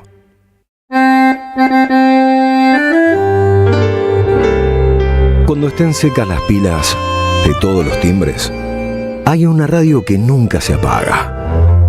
Cuando no tengas ni fe, que 20 años no es nada. Prende la radio. Prendete. AM530. 20 años. Somos radio. Somos comunidad. Entre la crisis judicial y la llegada de la inteligencia artificial, el derecho cambió para siempre. Papeles procesales. El nuevo libro de Gabriel Chamorro es una guía para repensar la práctica real de los juzgados. Búscalo en librerías del Jurista, Ediciones D&D, La Roca, Praxis Jurídica o en Del Estudiante en la Facultad. Ediciones SICUS, libros para construir comunidad, conciencia y una cultura de hermandades. Palabra escrita hecha libro, palabras puentes y no muros. Búscanos en tu librería amiga, en ferias o visitanos en nuestro café literario Adolfo Alsina 685 Capital Federal. Conocé todo nuestro catálogo en edicionessicus.com.ar.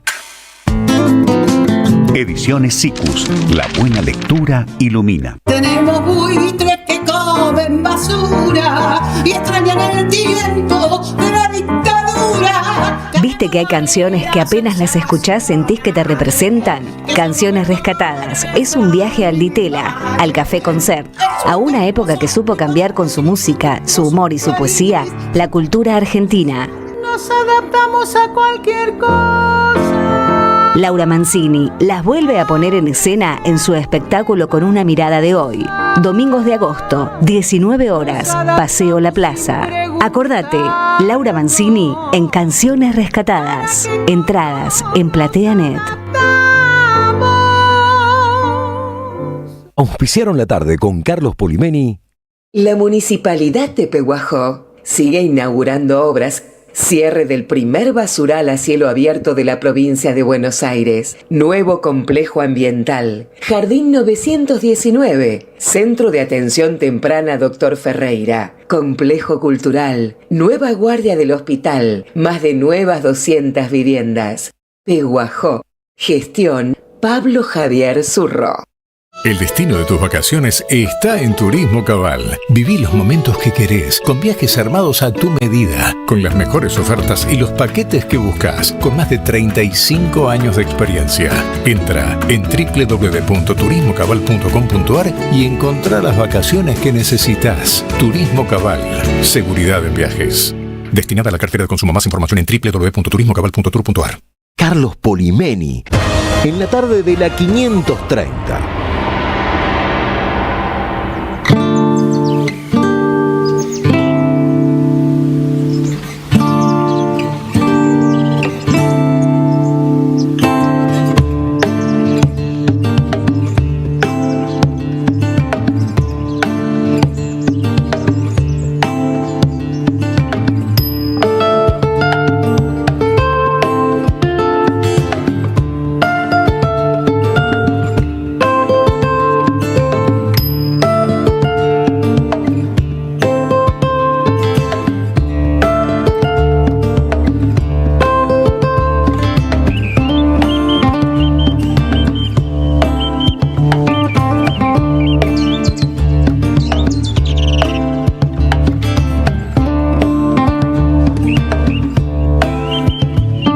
Y 35 minutos de esta bonita tarde de miércoles. Es el momento, aunque parezca un oxímoron, de la voz de nuestro columnista Juan Carlos Junio, secretario general del Partido Solidario y además director del Centro Cultural de la Cooperación Florial Gorini. Juan Carlos, ¿cómo va? Buenas tardes.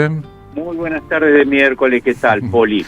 Bueno, mira, hoy hay una nueva reunión del Parlamento Nacional y se reitera una temática de alta complejidad, muy controversial, pero me parece que vale la pena ponerla sobre la mesa, que es la dicotomía entre cierto interés de algunas provincias, gobernadores y sus diputados y eventualmente senadores, y el interés nacional.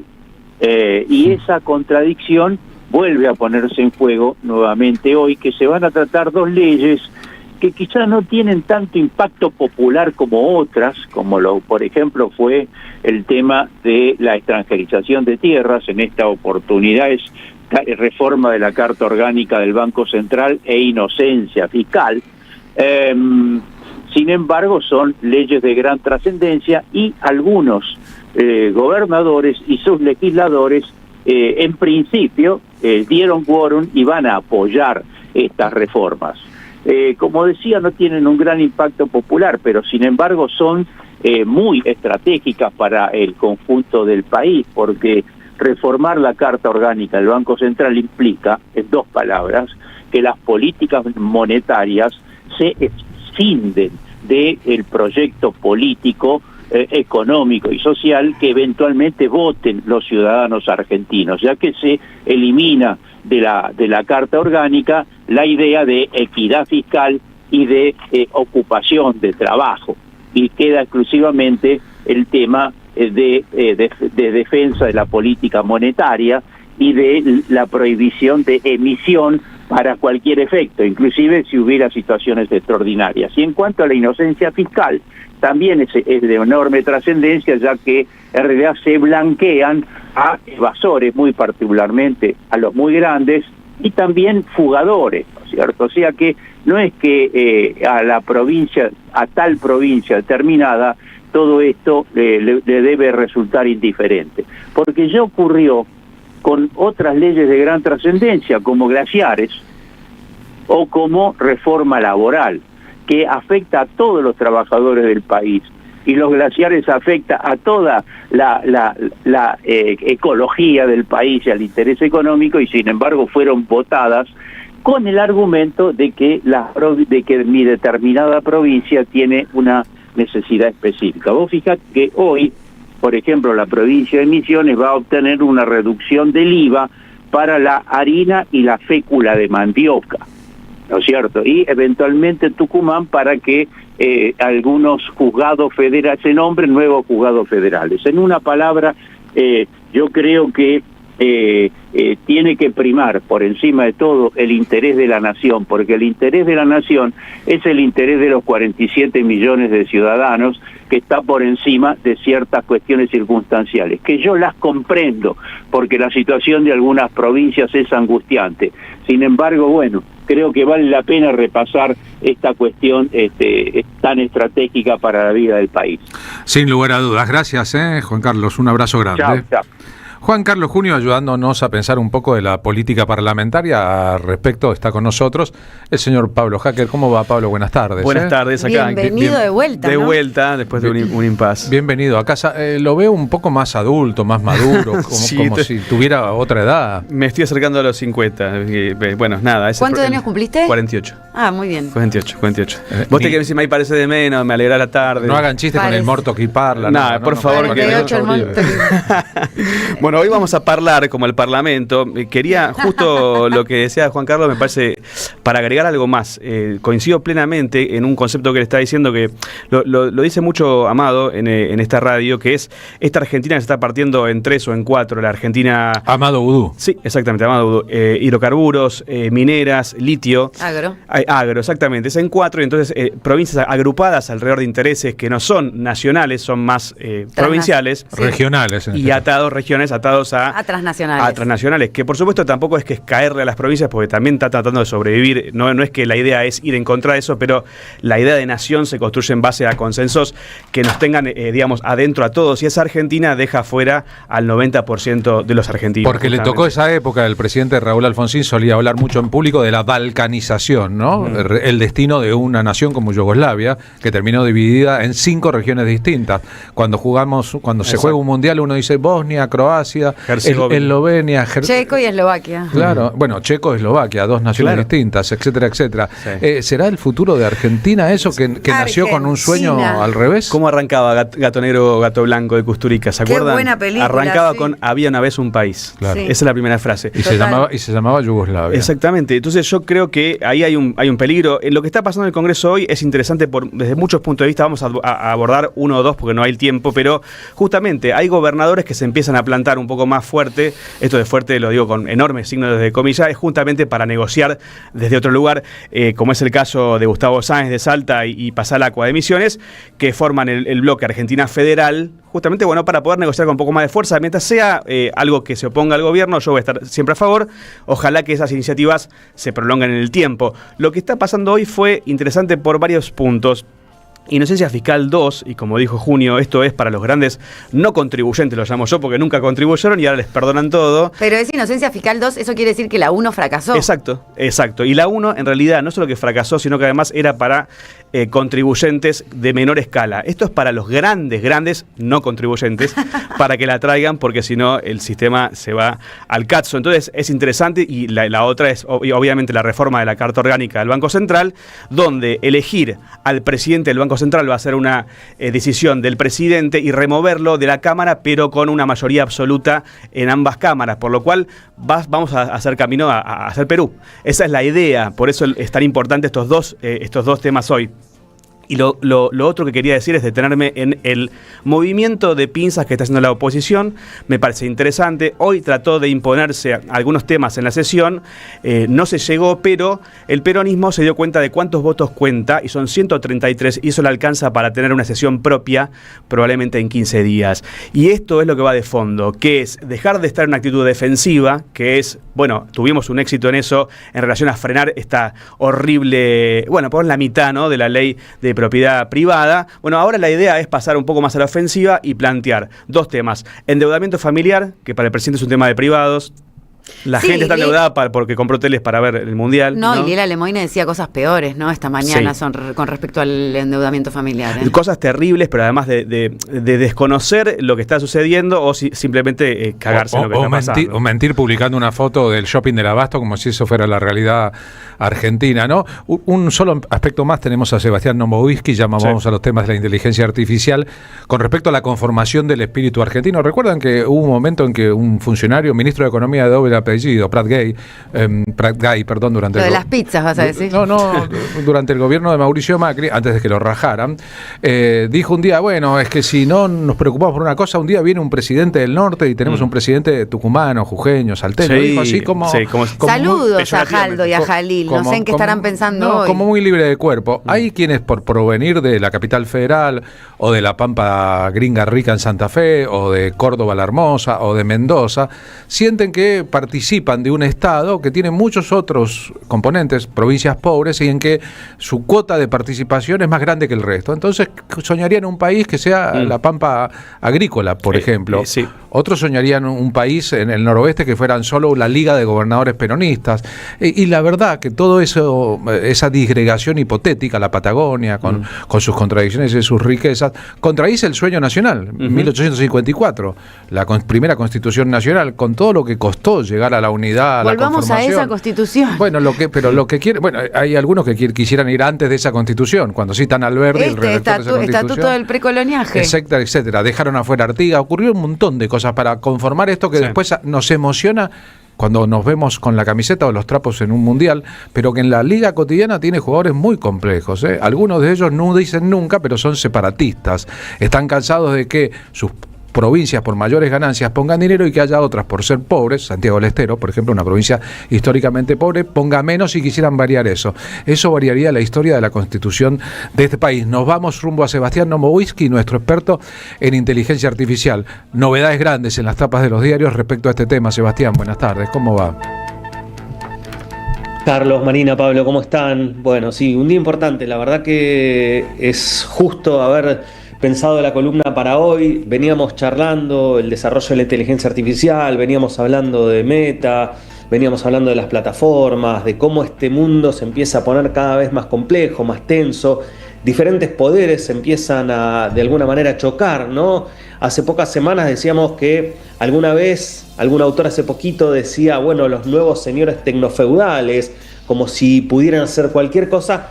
Y hoy, la verdad, después de varias veces que nos preguntábamos quién le va a poner el cascabel al gato, parece que alguien empieza a ponérselo, porque hoy Meta tuvo que llegar a un acuerdo enorme en un juicio en Estados Unidos. Por eso la columna de hoy la vamos a llamar ¿Quién controla a los que manejan el algoritmo? La noticia circuló, Marina, Carlos, Pablo, hoy, hace pocos minutos, que el Tribunal Federal de California, de alguna manera, llegó a partir de lo que era una comisión bipartidista de 29 estados norteamericanos que iban contra Meta, es decir, contra Facebook y contra Instagram, llegó a un primer acuerdo, ¿no? 29 estados de Estados Unidos sostenían que Meta había violado la Ley Federal de Protección de la Privacidad Infantil, ¿no? Es decir, que recopilaba información y usaba datos de menores de 13 años sin la autorización de sus padres. Una cosa gravísima y sobre todo en sistemas democráticos donde esto se respeta mucho, ¿no? Se lo acusaba a Meta también de diseñar Facebook e Instagram con mecanismos que de alguna manera favorecen algo que ya venimos diciendo, ¿no? El uso compulsivo de chicos y chicas, ese escroleo infinito, ¿no? La imposibilidad de detenernos y de estar siempre atrapados y atrapadas ahí adentro,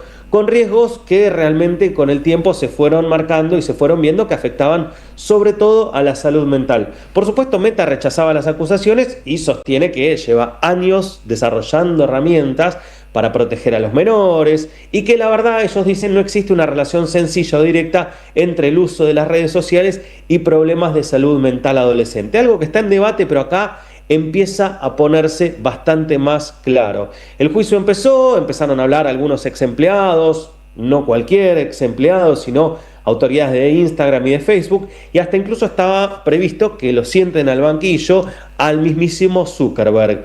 Pero bueno, hoy nos encontramos con una noticia que nos descolocó. Yo la verdad que tenía bastante expectativa, incluso una expectativa de un juicio más largo y sobre todo de que se puedan ver argumentaciones. Pero Meta negoció ni más ni menos pagar para llegar a un acuerdo 17.000 millones de dólares. 17.000 millones de dólares. Cifras que para el común de los mortales son imposibles de entender, pero para que nos hagamos una idea, estaba en juego, si perdía el juicio, 1.400 millones de dólares, que es lo que realmente cotiza hoy toda la empresa Meta en bolsa. Es decir que hizo un acuerdo que, aunque nos parezca enorme, es 84 veces más chico que lo que tenía en riesgo. Es apenas el 1% de lo que en realidad estaba en juego. Y la verdad, no podemos decir que ni que los estados derrotaron a Meta, ni tampoco que Meta ganó. Lo que podemos ver ahora es un choque entre dos poderes enormes que se enfrentaron, que terminaron negociando, pero en una batalla que todo indica no va a terminar acá. Empezaron a hablar, por ejemplo, Arturo Bejar, que fue el director de ingeniería de Facebook y que dice que conocía, digamos, algunos detalles sobre una cultura sobre los menores de 13 años, por ejemplo, decía, no preguntes y no digas, porque por supuesto que si los buscamos, los vamos a encontrar, y si los encontramos los tenemos que sacar alterando las métricas, ¿no?, de todos los usuarios que tiene la red. Después hubo otra declaración clave que yo creo que fue la que impulsó también a este acuerdo. Bolichenko, un trabajador, George Bolichenko, un trabajador de Instagram, habló sobre una aplicación que tenía que ver con que los chicos se tomen un descanso. La idea es muy simple, es que en un momento Instagram se corta y te invita a tomar un descanso, a desconectar. Lo que se preveía ahí es que esto para los adolescentes sea obligatorio y en realidad se terminó poniendo de manera optativa. Cuando se pone de manera optativa, solamente el 1,8% de los jóvenes la activó. ¿Qué quiere decir esto, Carlos, Marina? Y acá empezamos, Pablo, por supuesto, también empezamos a ver un poquito del corazón. Que en realidad quien decide lo que está activado por defecto, es decir, lo que yo no puedo decidir, también ejerce poder, porque el diseño no solamente ofrece posibilidades, sino que organiza nuestras formas de comportamiento. Y por eso también Meta negoció. Con el juicio avanzado, con un montón de ex empleados declarando, y sobre todo con documentos que se empezaron a filtrar, viendo el riesgo de 1.400 millones, negoció 84 veces menos y le quedó en un número que en realidad no es lo que más nos interesa. No son los 17.000 millones que pierde, sino lo importante es lo que el fallo dice. Tiene que empezar a poner límites diarios predeterminados, tiene que poner restricciones nocturnas, tiene que poner notificaciones durante el horario escolar, digamos, que no alteren el proceso educativo. Esto es importantísimo. En el horario escolar, las notificaciones tienen que estar deshabilitadas por defecto en Instagram, en Facebook y probablemente en WhatsApp también. Otros mecanismos de verificación de edad, etc. Una cosa importante, vamos a ver si esto se aplica solo en Estados Unidos o también nos llega acá. puede que nos llegue porque les resulte más fácil tener una plataforma homogénea que porque nos quieran cuidar. Ese comentario lo dejo un poquito al margen, pero me parece importante también hacerlo porque no creo que nos llegue solo por una intención de cuidar a nuestras infancias o nuestras adolescencias, que lamentablemente sabemos que pasan demasiado tiempo ahí adentro. Entonces, sí, para cerrar la columna de esta semana, que yo creo que tiene algo de expectativa positiva en este escenario de choque de titanes, como podemos ver, es que el verdadero cambio tiene que ver con que no estamos hablando de una necesidad solamente, estamos viendo que esos límites de tiempo deben ser marcados por el mundo adulto, por las corporaciones, ¿no? Y salir un poquito de ese discurso donde veníamos viendo que los estados siempre llegan tarde, que las tecnológicas son demasiado grandes y muy poderosas, y en realidad que de alguna manera no había mucho para hacer. Esta semana Meta negoció, no pierde, pero negoció, tuvo que ceder. Entonces, de alguna manera, por eso hoy volvemos a plantear la pregunta que da origen a esta columna: ¿quién controla a los que manejan el algoritmo? Todavía no tenemos una respuesta definitiva y tampoco tenemos que ser ingenuos. No cualquier intervención estatal es automática o también garantiza democracia, ¿no? Pero la regulación va empezando a avanzar. El poder tecnológico empieza a encontrar otros poderes enfrente, empieza a negociar, a regular, a aceptar auditorías, y entonces de alguna manera este contrapeso permite evitar que un solo poder pueda decidirlo todo, que hasta ahora parecía ser el riesgo más importante de esta etapa de expansión tecnológica. Gracias, Sebastián Nomowisky, un abrazo grande. Abrazo, buenísima columna, gracias. Gracias a ustedes, abrazo para todos, saludos Marina. Si ustedes ingresan ahora a la página online de Clarín, las noticias del día, la noticia: Meta aceptó pagar casi 17 mil millones de dólares para evitar un juicio por incitar la adicción de menores a las redes. La empresa dueña de Facebook e Instagram es una de las 3 noticias principales. O sea, pagó fianza, ¿no? Claramente. Sí, Sebastián Nomowisky para pagar eso, ¿no? Lo venía anticipando hace mucho tiempo, y después el debate que producirá, supongamos, en más de un estado, la resolución de la justicia estadounidense, que nos trae a colación otro asunto. Miren, era para noviembre el resultado de ese juicio, había mucha expectativa por lo que se podía conocer a lo largo del juicio, ¿no? Y todos sabemos que en muchos lugares del mundo los poderosos no pierden juicios, contratan los mejores abogados, nunca van presos. Pero en Estados Unidos se está dando un fenómeno de justicia independiente al respecto de los intereses del Estado y las grandes corporaciones. Bueno, si lo pensamos un poco, de eso se trataría en un esquema de organización de estados. Las canciones escriben nuestra historia. Los carceleros de la humanidad no me atraparán 2 veces con la misma red. No soy un extraño. Charly García. La tarde con Carlos Polimeni. AM 530. Somos radio. Hablando de radio, ¿qué hace que una mañana en la radio o un mediodía sean perfectos? El café Bantú es la respuesta. El aroma y sabor únicos de café Bantú hacen que nosotros nos sintamos tentados, esto es un PNT, de compartirlo con ustedes. Café de especialidad, no te prives de disfrutarlo en tu casa si tenés ganas. www.cafebantú.com.ar o el Instagram @cafebantú. No se adicionen, no tengan una adicción al Instagram ni al café, pero les compartimos nuestros gustos. Es una leyenda de aromas y sabores que inspiran. Y si el café o lo que fuere te gusta con endulzantes para no usar azúcar, si estás cuidando tu salud al respecto y no querés dejar de disfrutar, Endulcina es la respuesta. Un edulcorante que rinde más y le da un toque perfecto a las infusiones y las recetas de todos los días. Si se puede tomar sin edulcorante y sin azúcar, una bebida es mejor. Si la tomás con edulcorante o con azúcar, he aquí una propuesta: 0 calorías, 100% de sabor. Endulcina el sabor del cuidarte, dice el PNT. ¿Con qué seguimos, señor Hacker? Bueno, muy cortito. Mientras está en la sesión, lo que decíamos es que la oposición mostró fortaleza, pero los 2 temas principales no van a ser tratados hoy, que es endeudamiento familiar y prórroga de discapacidad, de emergencia en discapacidad. Eso hay que esperar todavía, pero me parece que hay que hacer una pequeña paréntesis o una foto de lo que sucedió hoy con Caputo anunciando créditos hipotecarios para 18.000 personas.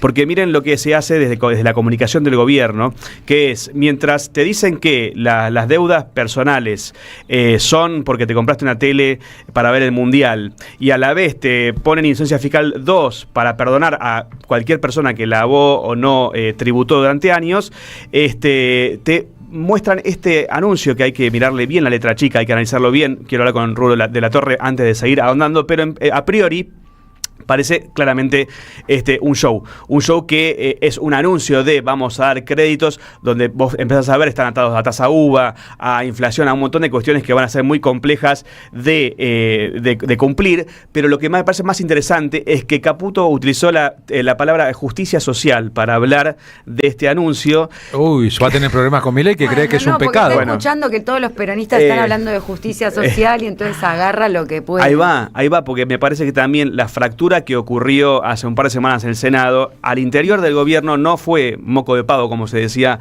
hace mucho tiempo, sino que hay dos vertientes. Una que dice, sigamos con el ajuste a todo lo que da, y otros que dicen, che, vamos a aflojar un poco o mostrar que aflojamos, porque son todas claramente espejitos de colores, así logramos llegar mientras se recaudan esos dólares que tanto se necesitan. Ojo con estos anuncios porque son muy mentirosos y es justamente por la galería. Algún día nos preguntaremos cómo fue posible, ¿no?, que esta piara de gente tenga el poder que tiene en la Argentina. En el programa somos un montón. Qué hermosa palabra piara, te lo tengo que decir. Piara, ¿no? Un conjunto de animales que hacen así. Coordinación y producción general, Rodrigo Lamardo. En la producción, Luciano Murat. En el móvil escucharon Martín Suárez. Nuestros columnistas, Marina Glesser y Pablo Hacker, ambos presentes.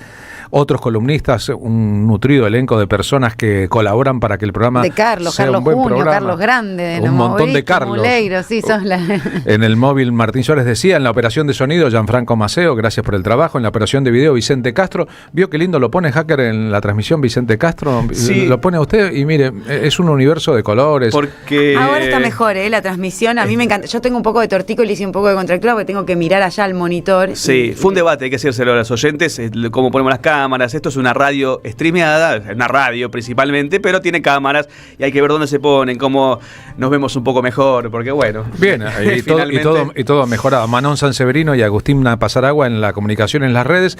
Y ustedes que han whatsappeado todo el programa, son un montón de mensajes de los oyentes. Empezamos con Cortázar y terminamos con Cortázar.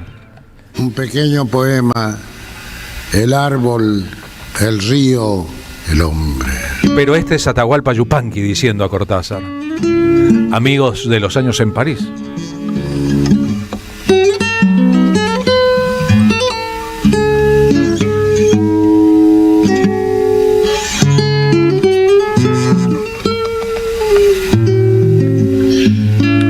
Nos gusta pensar en nuestros ancestros, las madres y los padres. Nos gusta una memoria que nos integre y no nos disgregue.